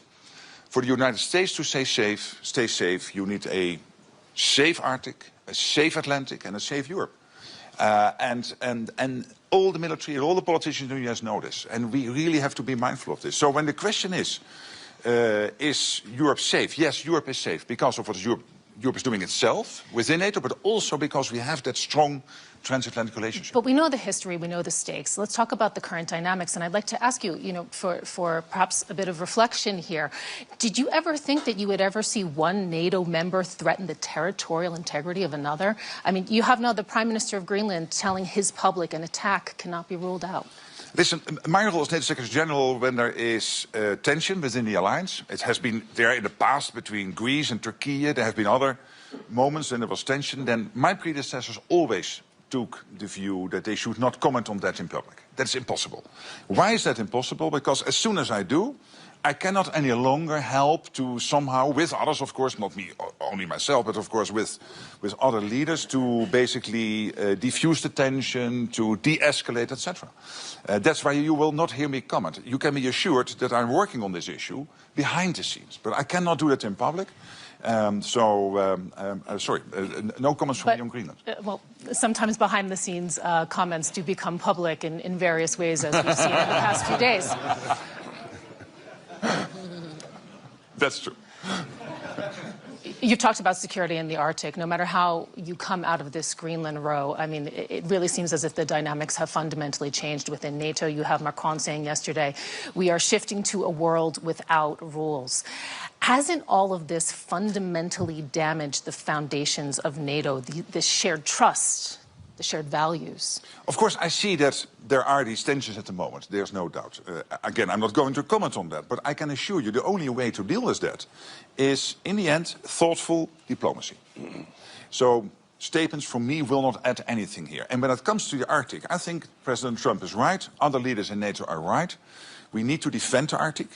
We know that these sea lanes are opening up. We know that China and Russia are increasingly active in the Arctic. There are 8 countries bordering on the Arctic. 7 are a member of NATO. That's Finland and Sweden and Norway and Denmark, Iceland, Canada and the US. And there's only one country bordering on the Arctic outside NATO, and that's Russia. And I would argue there is a 9th country, which is China, which is increasingly active in the Arctic region. So President Trump and other leaders are right. We have to do more there. We have to protect the Arctic against Russian and Chinese influence. And that's exactly what NATO ambassadors decided to do in September. We are working on that, making sure that collectively will we defend the Arctic region. I'd like to turn to Poland now. You have traditionally been furiously pro-American in terms of, efforts to keep them on board as a guarantor of security in Europe.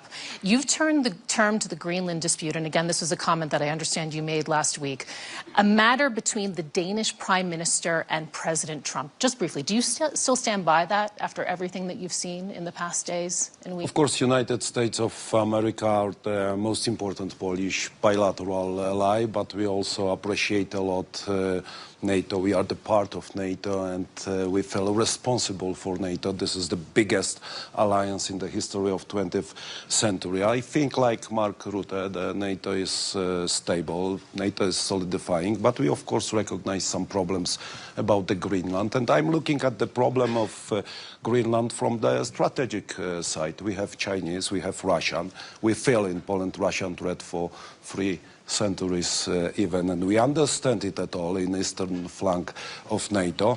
And if we consider, ladies and gentlemen, that global GDP is consisted of 15% of European Union involvement and 15% of United States of America involvement, but according in terms of security, United States of America paying 65% for NATO and Europeans 35%, we have to consider what Donald Trump would like to say about the security, because he's responsible for security of the world as the leader, and we would like to support. Do you really think you can stay out of this?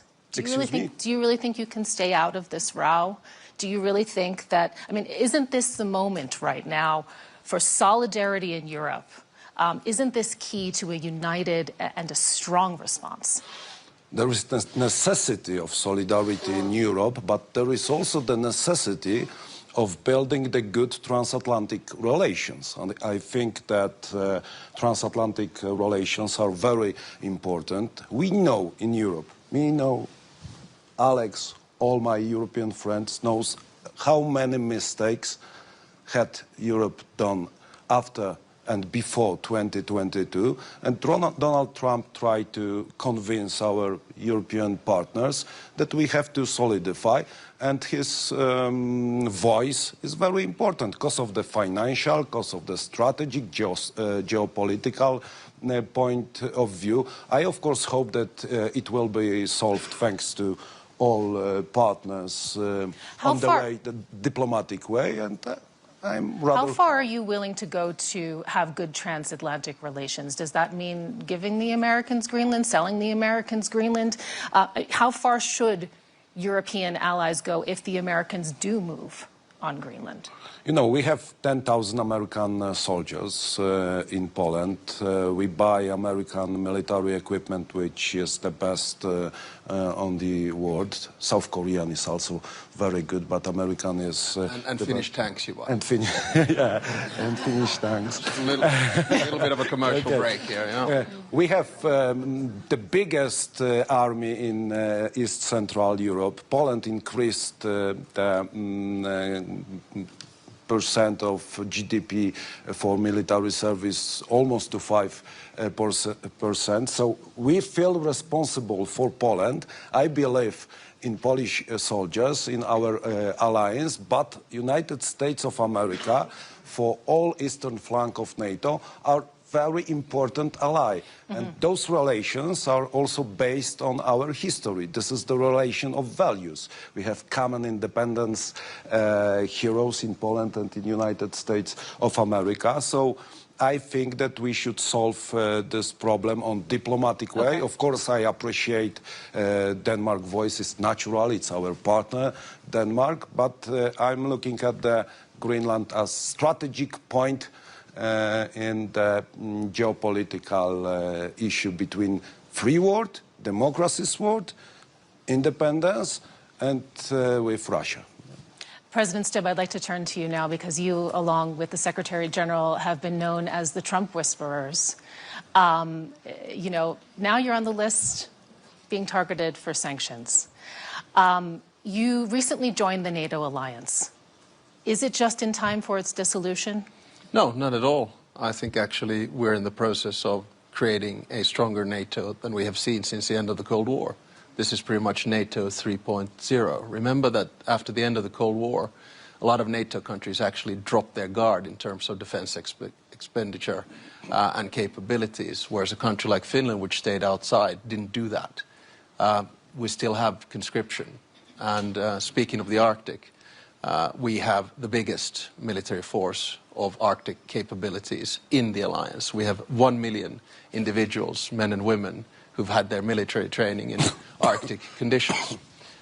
So I think we're strengthening, actually, the alliance as we speak. And remember that we've doubled the border of the alliance with NATO, with Finland joining and then with Sweden joining. So I think we're creating a new NATO where Europe takes more responsibility. So then take us to the diplomatic efforts and how you are trying to do that. Because, you know, we saw over the weekend, you along with your Norwegian counterpart sent this message to Trump calling for a de-escalation of tension. He responded quite quickly, saying he's no longer purely thinking of peace. Who or what can diffuse the tensions over Greenland, if not you? Thank you, Alex. Anytime. You want to take this one, Mark? No, I mean, listen, we're now in a phase in the transatlantic relationship, and you'll know that I'm pro-European, pro-American, and therefore by default pro-transatlantic. We are in a relationship which is much more direct than it's ever actually been. I mean, the communication channels that we have directly with the president and with the administration are actually good and solid. And then, you know, at times there are curveballs flying in different types of directions. We try to catch them and we try to solve them. You know, you have two schools of thought here on Greenland. One is to de-escalate, and the other one is to escalate to de-escalate. And I think at the end of the day, we'll find an off-ramp on this. I'll make two final remarks. If someone would have told me in Washington, D.C., for the 75th anniversary of the alliance, that we're going to increase our defense expenditure next year to 5%, I would have said, you have no clue about international relations or seek help with a doctor. We did. And I think what we need as an off-ramp now is some kind of a process whereby we start working on a real problem, which is Arctic security. Unfortunately, as Mark said, we have 7 countries, Arctic countries, one of them with a huge military that can help to deal with this. So let's start working towards a process which leads us to a NATO summit in Ankara where we actually strengthen Arctic security within the alliance. So this is what we're working on. Okay.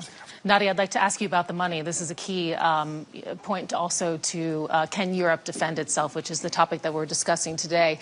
The EU is freeing up hundreds of billions of euros to ramp up defense spending. You're part of that. You have quickly ramped up your capacity to mobilize capital for defense investment. This is something that's new for your bank, we also have to mention. How much do you see your future being defense and defense-related projects? It's been a sea change in the last 2 years, and we were just discussing with Alex that in the past was also working at the European Investment Bank, how things have changed, you know, in the last couple of years, in that we have extended the scope of projects we are financing, and we have reached this magical number of 5% of our financing inside the Union this year, last year, sorry, in 2025. So that outperformed our targets. We were hoping to reach that level this year in 26, but we already did in 25.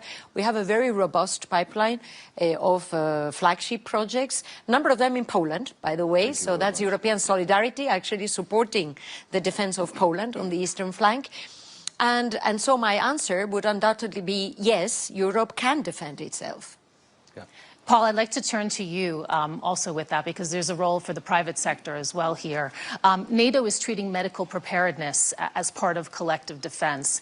You have many of your capabilities anchored in Europe. Does what you are hearing about European defense in the past days make you feel secure as a business person? And how do you see the private sector's role? You know, the subjects that are being discussed are obviously extremely important, and I trust in the process that people will get to the right conclusion. I think health is unrecognized as the severity of what could happen if health sovereignty, innovation sovereignty, protecting populations is deprioritized. I think NATO have made that point about making sure that people can get medicines they need in difficult times. I think in COVID, my own personal experience was that I was getting calls from heads of state, ministers of health saying, we need medicines, give them to us, don't give them to anybody else. it quickly delineated and fragmented. And it worried us greatly, given the importance of trying to work together to find some unity to make sure that we do things for Europe. Now, Sanofi is more than 50% of our manufacturing and R&D spend is in Europe. And so we believe that we're one of the few companies that has that resiliency to be able to provide. But there is a real moment for Europe. Perhaps it's not on the scale of this conversation and Greenland, but it is a real moment. Europe has long time been one of the great discoverers of medicines, the great providers.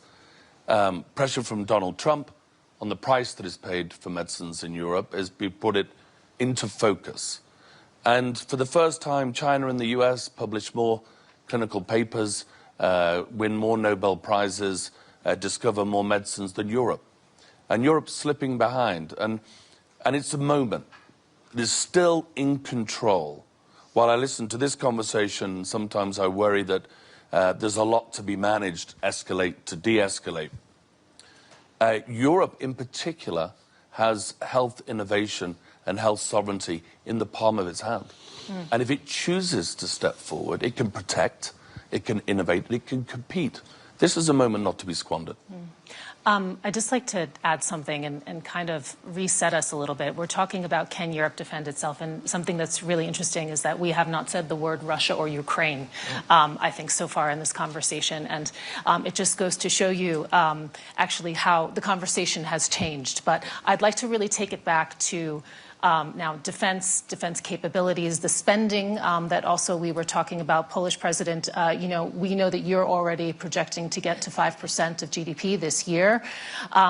You're doing all of this spending, hundreds of billions of euros being ramped up, but to still be dependent on the Americans. And I'm talking about key things. So air transport, strategic command and control systems, high-end intelligence.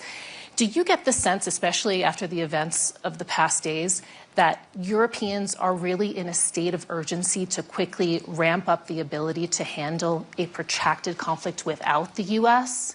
What is the plan B if diplomacy fails? I understand your question, but I would like to assure you that our Polish independence and sovereignty is very strong. The first, I believe in Polish soldiers, of course, in our history and our readiness to fight with everyone who would like to invade Poland. So we felt the strong country on the eastern flank of NATO. But we also believe in diplomacy. It's natural in NATO, our cooperation with NATO, with European Union. Diplomacy is, of course, the part of the security guarantees. But what we can do as the Republic of Poland, that our friends also doing this, I see the President of Latvia, Baltic states, we, of course, made the decisions to increase the budget for military service, and it was the great achievement of Europe. But what have happened? In Hague, Donald Trump pushed Europeans to increase the military service cost and GDP. Also, European Union need Donald Trump to be pushed by him to increase this budget. It's not a good way, and many countries inside Europe still haven't done this. So, you know, we have big problem about the feeling for our security and responsibility for secure European Union. I'm going to get to you in just a second, Mr. Secretary General, of course. But can I President Stubb, I'd like to ask you first. Do you see this sense of urgency for a plan B among your European partners? Is there the need for that? And who should lead the charge? Because, I mean, it's a bit unfair. We're sitting here on the panel with Finland and Poland. You know, you are really doing a lot when it comes to defense, especially Finland. You have this comprehensive approach to defense in your country. Are your partners, are they experiencing the urgency? Who needs to come up with the plan B and lead the charge? Well, I mean, two answers. First is a direct answer to the question of this panel, can Europe defend itself? My answer is unequivocally yes.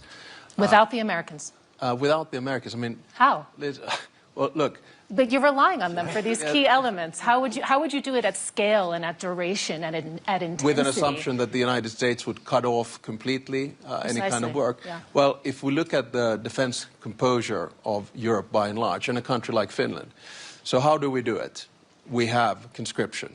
1 million have done it. We can mobilize 280,000 soldiers within weeks. We have 62 F-18s.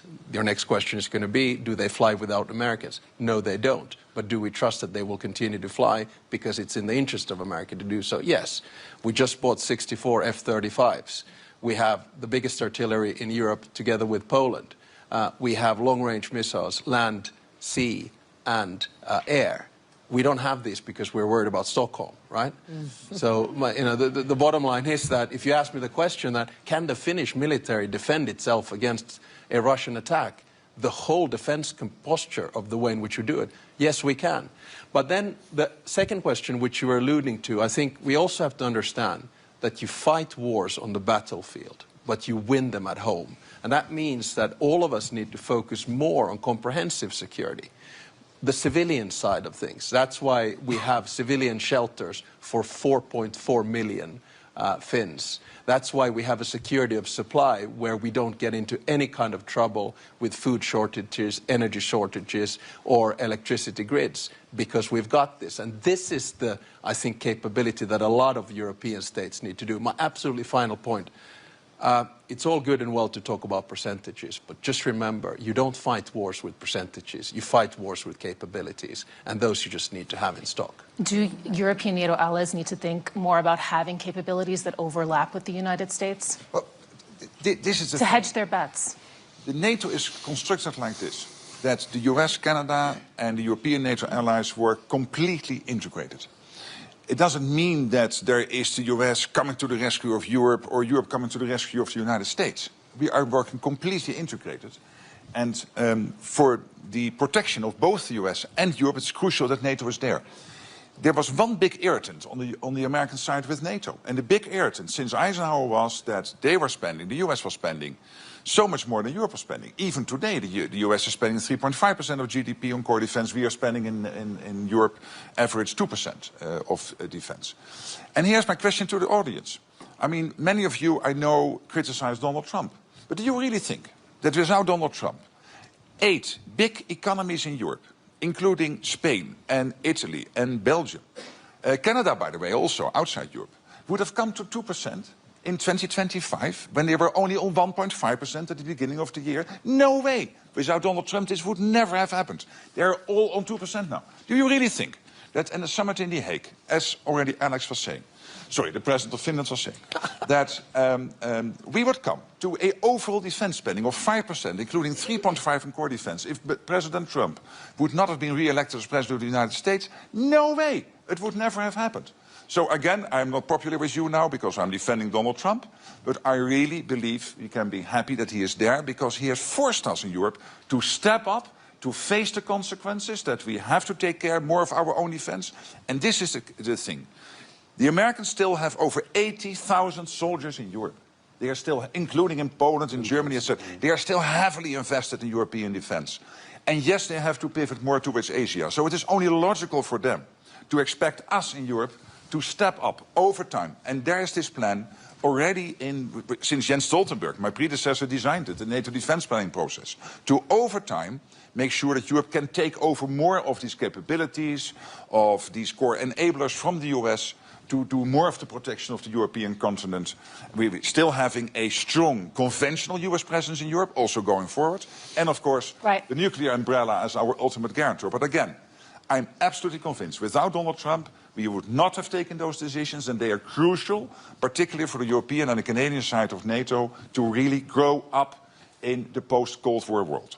Madam Kelly, you are not happy with this answer, I suppose, of Mark Rutte, that we need Donald Trump in the European Union, but we believe in our military service in Poland. I would like to add that Poland won with the Soviets and Bolsheviks. Finland won with the Soviets and Bolsheviks in 20th century. Japanese and Afghans one with the Soviet Union. So we are ready in our countries to secure our independence, but we need geopolitical and some relations in Europe and in the world to be stronger. We have time for just a quick closing round now, and I'd like to turn to Nadia to kick us off with that, because we have the statement from the European Commission President Ursula von der Leyen yesterday describing a seismic change that makes it necessary to build a new form of European independence. And I'm wondering if you can give us, from the investment perspective, what you think is necessary to realize that vision. I want to, since it's a closing remark, and I was listening to my colleagues, and I want to say, I think the European Union is a superpower.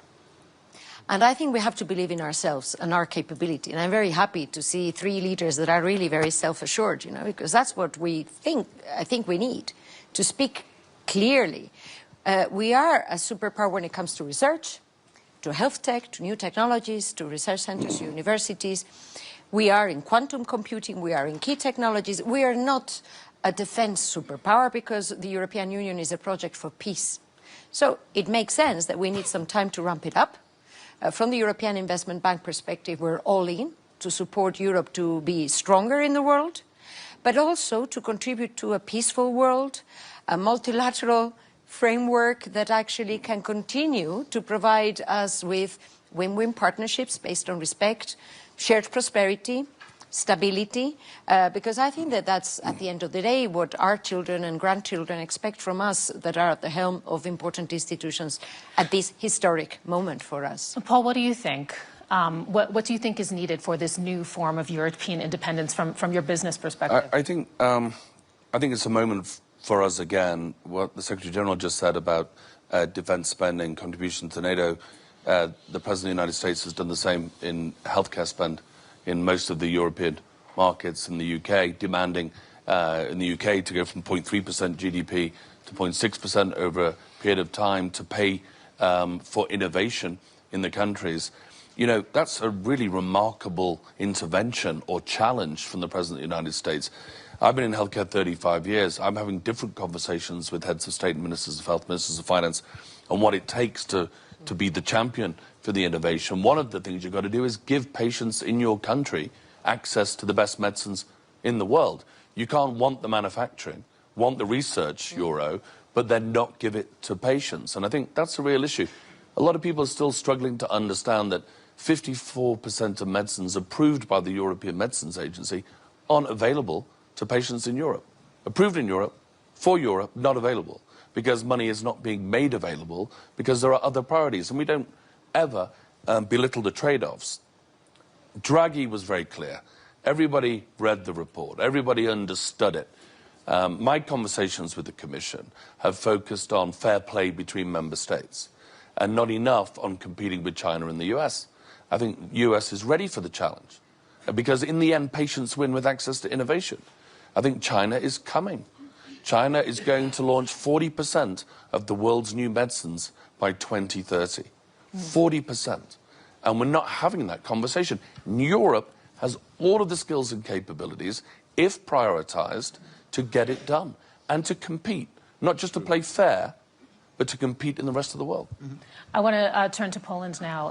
And Mr. President, I'd like to ask you, we mentioned a little bit earlier, I mean, you know, the threat that is posed by Russia, its ongoing invasion of Ukraine. You know this, of course, better than anyone, being on the eastern flank there. Do you think, you know, in all of this talk, in all of this conversation over Greenland, is Ukraine the casualty here? Do we run that risk?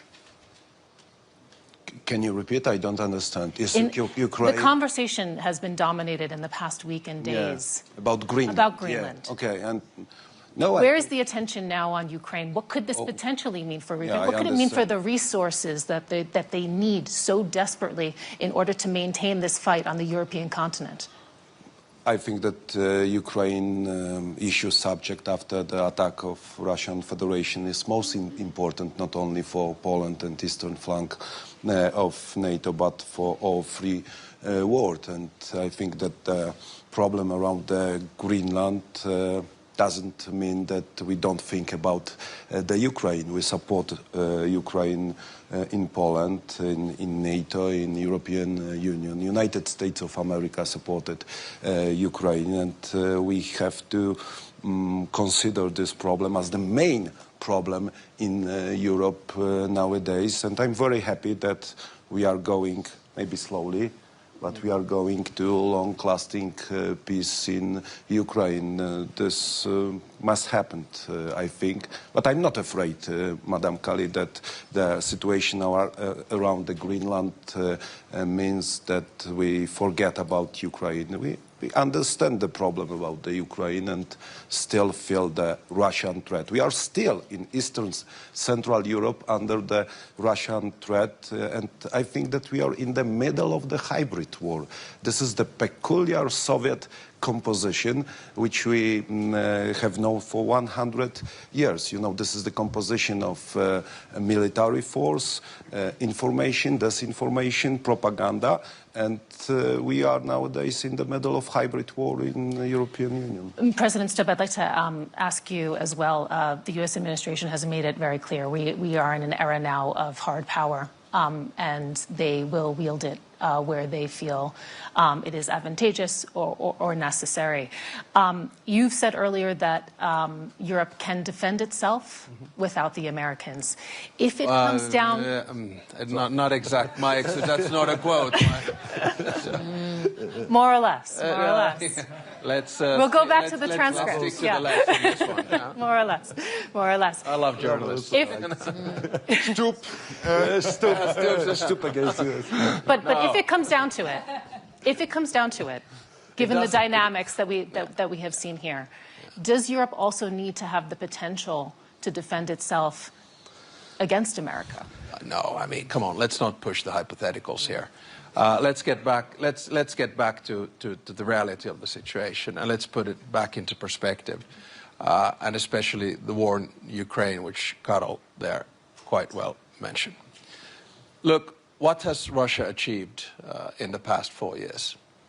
It's acquired 20% of the territory of Ukraine through military warfare, roughly 2%. In the process of doing that, it has provided about 1 million casualties and dead. It has decreased its sphere of influence. You can see the Central Asian countries, you can see the Southern Caucasus detaching themselves from the Russian Empire. You look at the Russian economy right now. If we go with the inflation rates of the 2 first weeks, we're looking at 30% inflation this year. 16% interest rates, zero growth, no more reserves, incapacity to pay the soldiers when the war ends.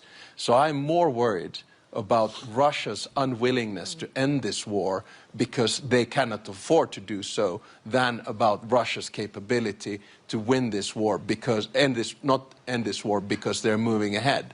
So let's keep things into perspective. NATO hasn't entered the scene yet, and they have not been able to advance in the past 4 years as much as expected. This war has been an utter strategic failure of President Putin. He increased the size of NATO. He made Ukraine European. He increased the defense budgets of European states. And here we are asking ourselves, shaking, are we able to defend ourselves? My answer is, yes, we are.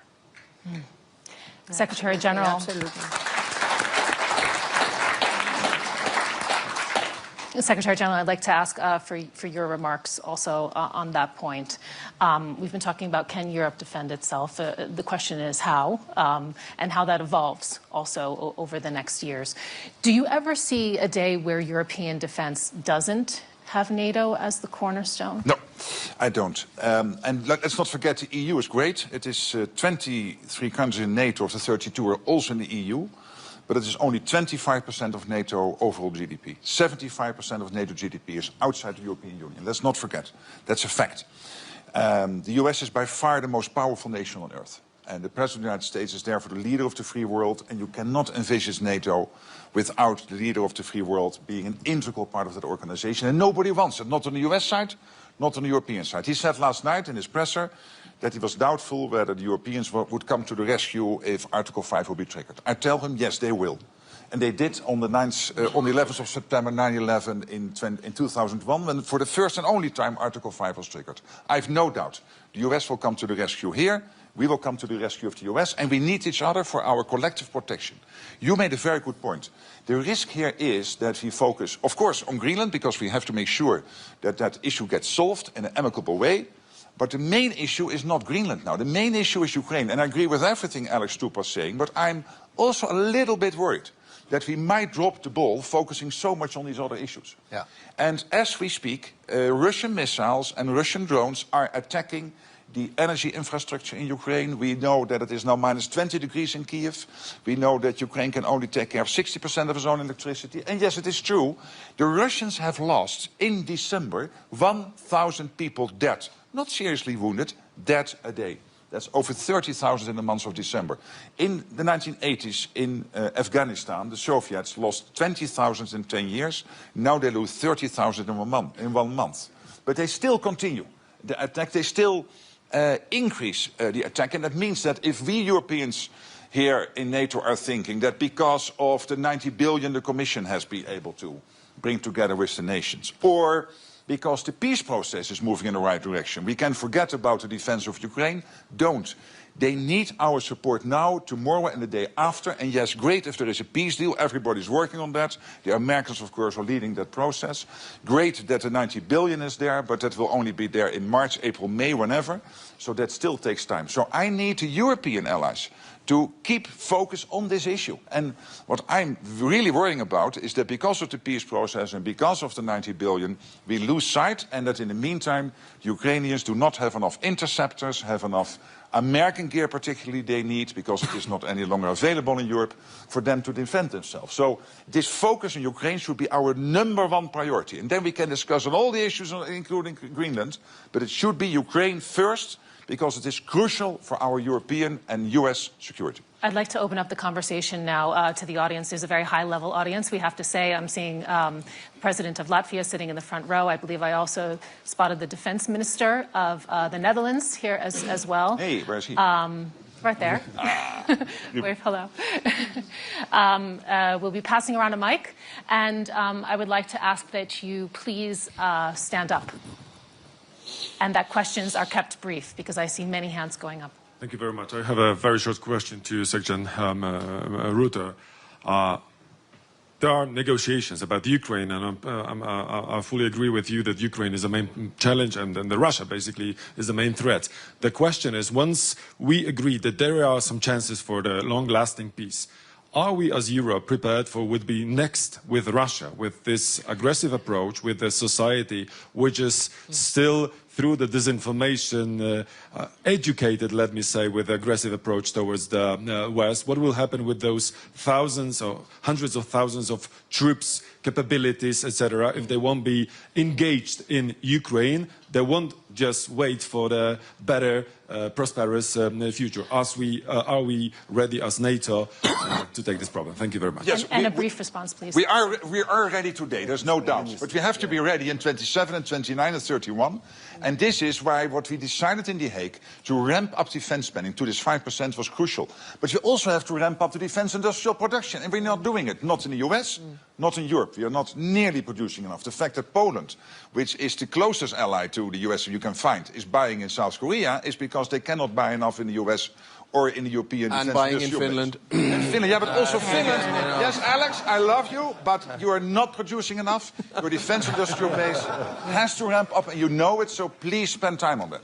And this is true for the whole of NATO territory. So it is not only money, it's also the defense industrial base, including preparing our other industries, including our car industries, etc., for a moment when there might be a situation where we need them.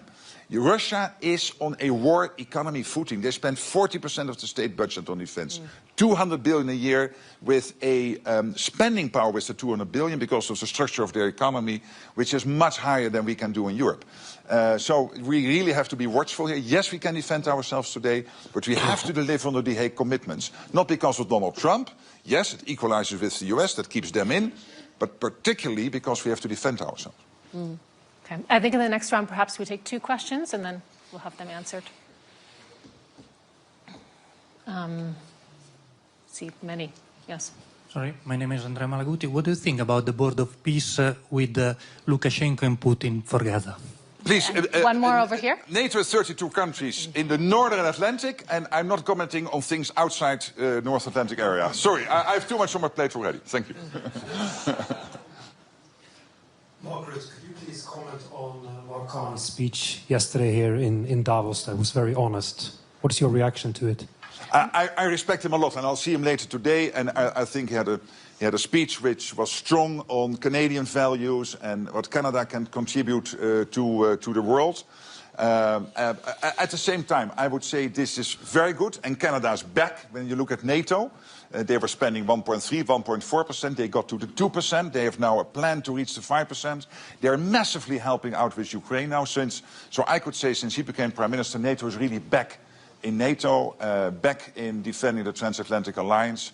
And I think that's great news. I think it was, if I may, can I answer question that? there. Sorry, can I answer? Sure. I think it was an excellent speech. It was a deep analysis of the change in the world order and the new balance that we're looking at. It was very realistic.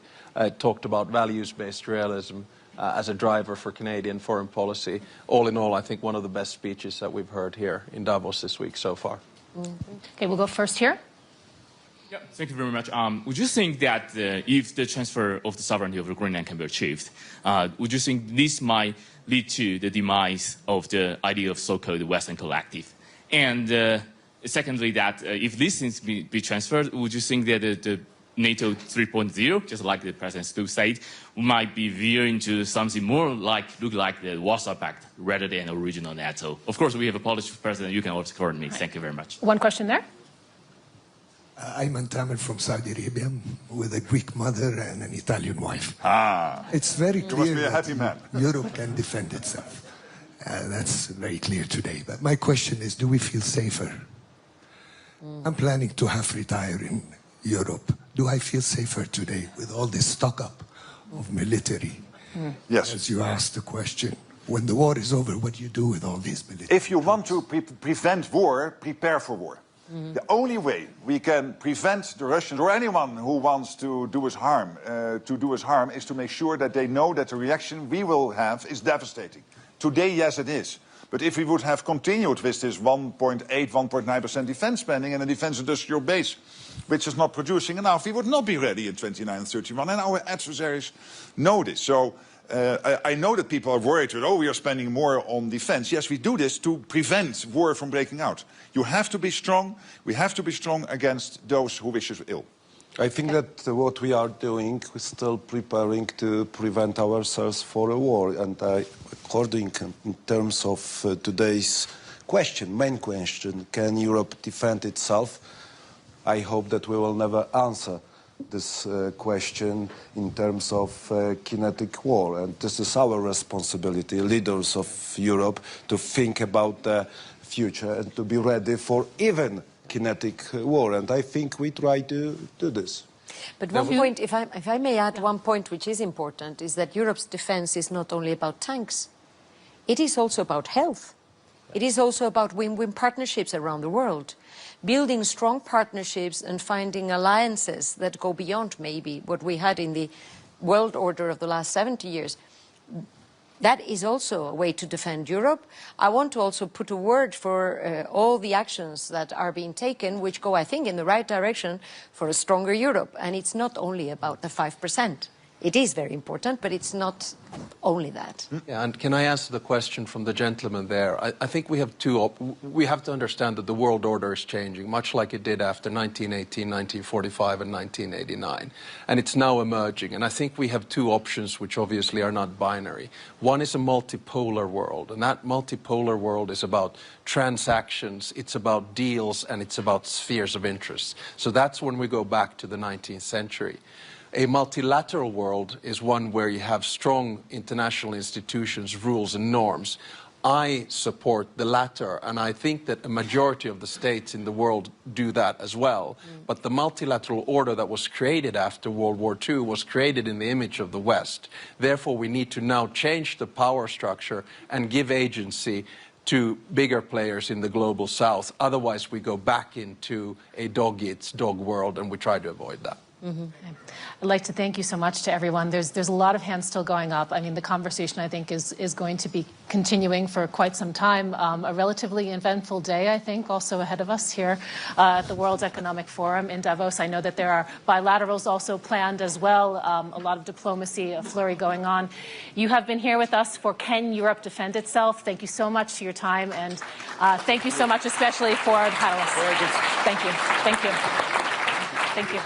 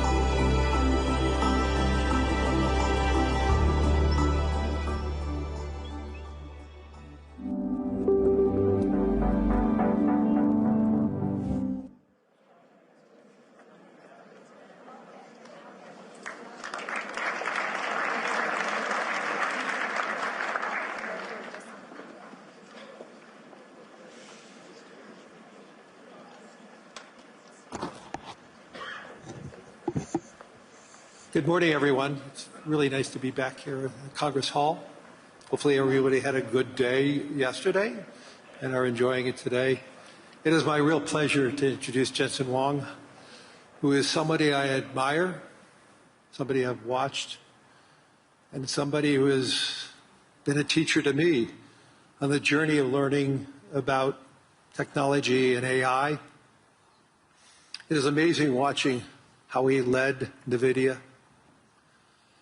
And I don't measure myself on comparisons, but I like this one comparison.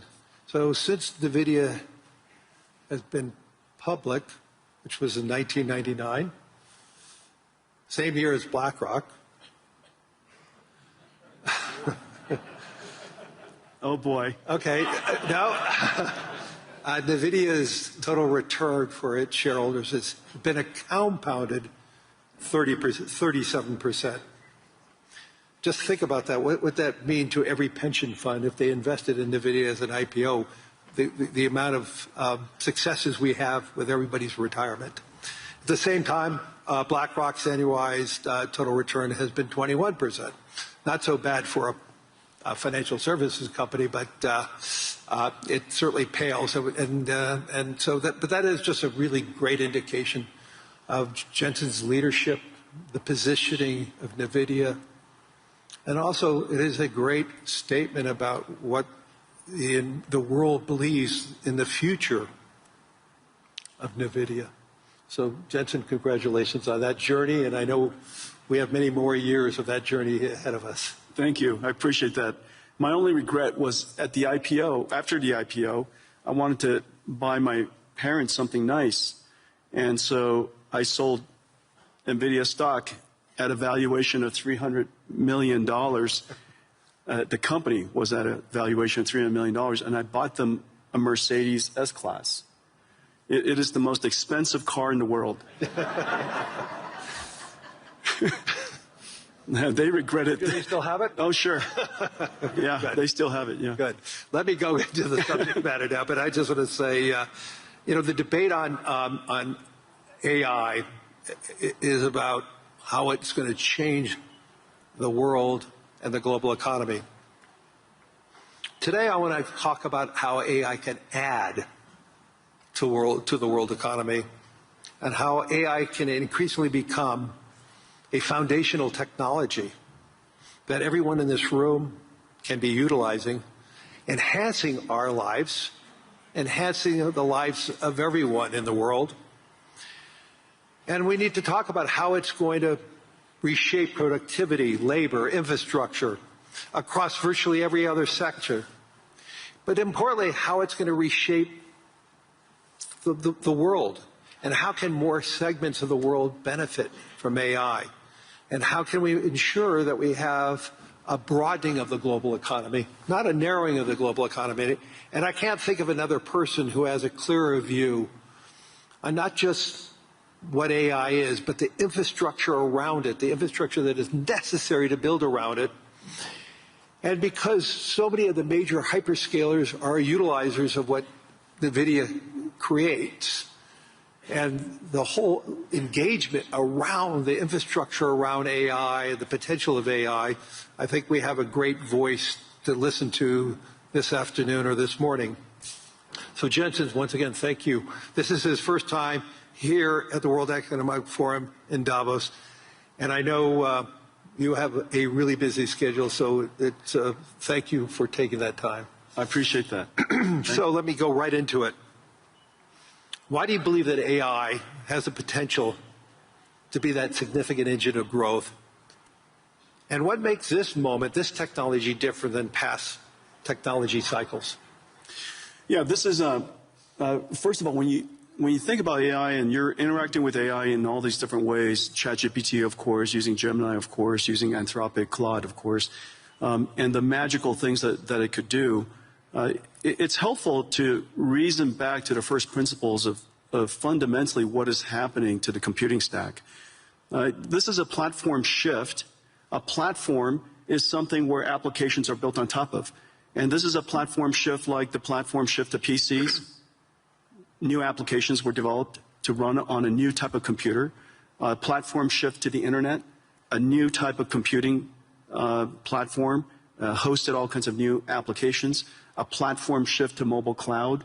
In each and every one of these platform shifts, the computing stack was reinvented and new applications were created. This is a new platform shift in the sense that today you're using ChatGPT.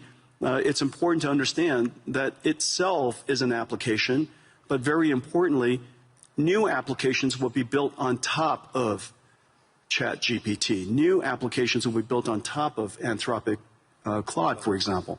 And so it's a platform shift in that way. AI is really easy to understand if you realize what it can do that you could never do before. Software in the past was effectively pre-recorded. Humans would type and describe the algorithm or the recipe for the computer to execute. It was able to process structured information, meaning you've got to put the name, the address, their account number, their age, where they live. You create these structured tables that software would then go and retrieve information from. We call it SQL queries. SQL is the single most important database engine the world's ever known. Almost everything ran on SQL before now. Now we have a computer that can understand unstructured information, meaning it can look at an image and understand it. It could look at text and understand it. It's completely unstructured. It could listen to sound and understand it, understand the meaning of it, understand the structure of it, and reason about what to do about it. And so for the first time, we now have a computer that is not pre-recorded, but it's processed in real time, meaning that it's able to take the context of the circumstance, whatever the environmental information, the contextual information, and whatever information you give it, it could reason about what is the meaning of that information and reason about your intent, which could be described in a really unstructured way. You describe it however you want to describe it. We call it prompts. But you describe it however you like to describe it. And to the extent that it can understand your intention, it could perform a task for you. Now, the important thing about this is that because we're reinventing that entire computing stack, the question is, what is AI? You're asked, when you think about AI, you think about the AI models. But it's really important to understand industrially, AI is actually essentially a 5-layer cake. At the bottom is energy. AI, because it's processed in real time and it generates intelligence in real time, it needs energy to do so.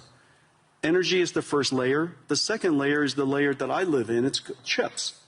Chips and computing infrastructure. The next layer above it is the cloud infrastructure, the cloud services. The layer above that is the AI models. This is where most people think AI is. But don't forget that in order for those models to happen, you have to have all of the layers underneath it. But the most important layer, and this is the layer that's happening right now, the reason why last year was an incredible year, frankly, for AI, is that the AI models made so much progress that the layer above it, which is ultimately the layer that we all need to succeed, the application layer above that. And so this application layer could be in financial services, it could be in healthcare, it could be in manufacturing. This layer on top ultimately is where economic benefit will happen. But the important thing, though, because this computing platform requires all of the layers underneath it, it has started, and you guys are, everybody's seeing it right now, it has started the largest infrastructure build out in human history. We're now a few $100 billion into it. That's it. We're a few $100 billion into it. Larry and I, we get the opportunity to work on many projects together.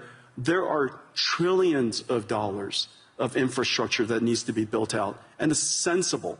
It's sensible because all of these contexts have to be processed so that the AI, so that the models can generate the intelligence necessary to power the applications that ultimately sit on top. And so when you go back and when you reason about it layer by layer by layer, and you realize that the energy sector is now seeing extraordinary growth.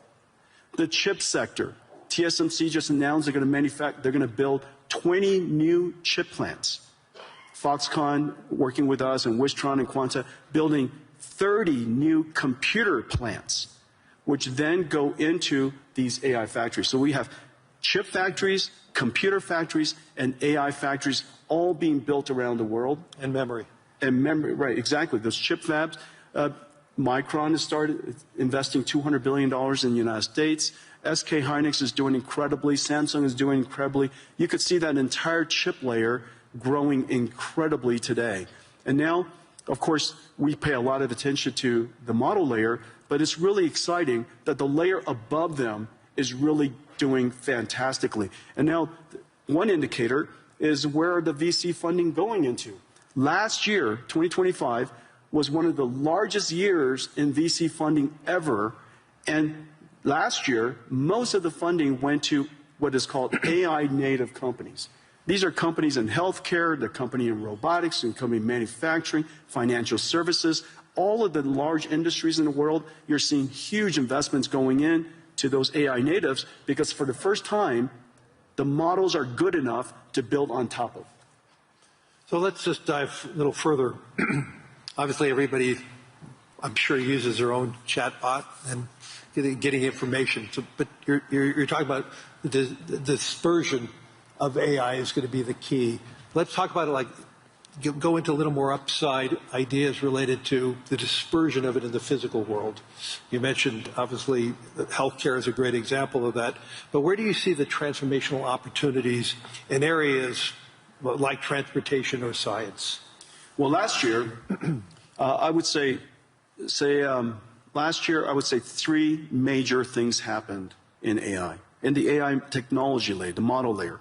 The first one is that the models themselves started out being curious and interesting, but they hallucinated a great deal. And last year, we can all reasonably accept that these models are better grounded. They could do research. They can reason about circumstances that maybe they weren't trained on, break it down into step-by-step reasoning steps, and come up with a plan to answer your question, do your research, or perform the task. So last year we saw the evolution of language models becoming AI systems that we call agentic systems, agentic AI. The second major breakthrough is the breakthrough of open models. Several years ago, was it a year ago, DeepSeek came out? Last year. And DeepSeek was, a lot of people were quite concerned about it. Frankly, DeepSeek was a huge event for most of the industries, most of the companies around the world, because it's the world's first open reasoning model. Since then, a whole bunch of open reasoning models have emerged, and open models has enabled companies and industries, researchers, educators, universities, startups to be able to use these open models to start something and create something that's domain specific or specialized for their needs. The third area that had enormous progress last year was the concept of physical intelligence, of physical AI. AI that understands not just language, but AI understands, if you will, nature. And it could be AI that understands the physical world here, AIs that understand proteins, chemicals, natural physics, for example, fluid dynamics, particle physics, quantum physics, AIs that are now learning all these different structures and different languages, if you will. Proteins is essentially a language. And so all of these AIs are now making such enormous progress that these industries, industrial companies, whether it's manufacturing or drug discovery, are really making great progress. And one of the great indicators is a partnership that we had with Lilly, that they realize now that AI has made such extraordinary progress in understanding the structure of proteins and the structure of chemicals, essentially being able to interact and talk to the proteins like we talk to ChatGPT. We're going to see some really big breakthroughs. So all these breakthroughs raises concerns about the human element. You and I have had many conversations on this, but we need to tell the whole audience there is a huge concern that AI is going to displace jobs. and you've been arguing the opposite. Obviously, the build-out of AI, as you talked about, the biggest infrastructure build-out in history is going to occur, which energy is creating jobs. The chips industry is creating jobs. The infrastructure layer is creating jobs. Land, power, and shell. Jobs, jobs, jobs. I mean, right? It's incredible.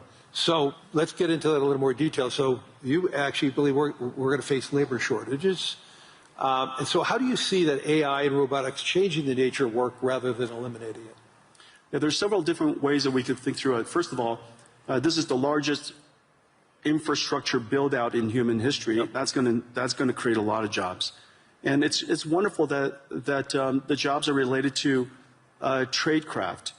We're going to have plumbers and electricians and construction and steel workers and network technicians and people who install and fit out the equipment. And all of these jobs, in the United States, we're seeing quite a significant boom in this area. Salaries have gone up, nearly doubled. Yeah.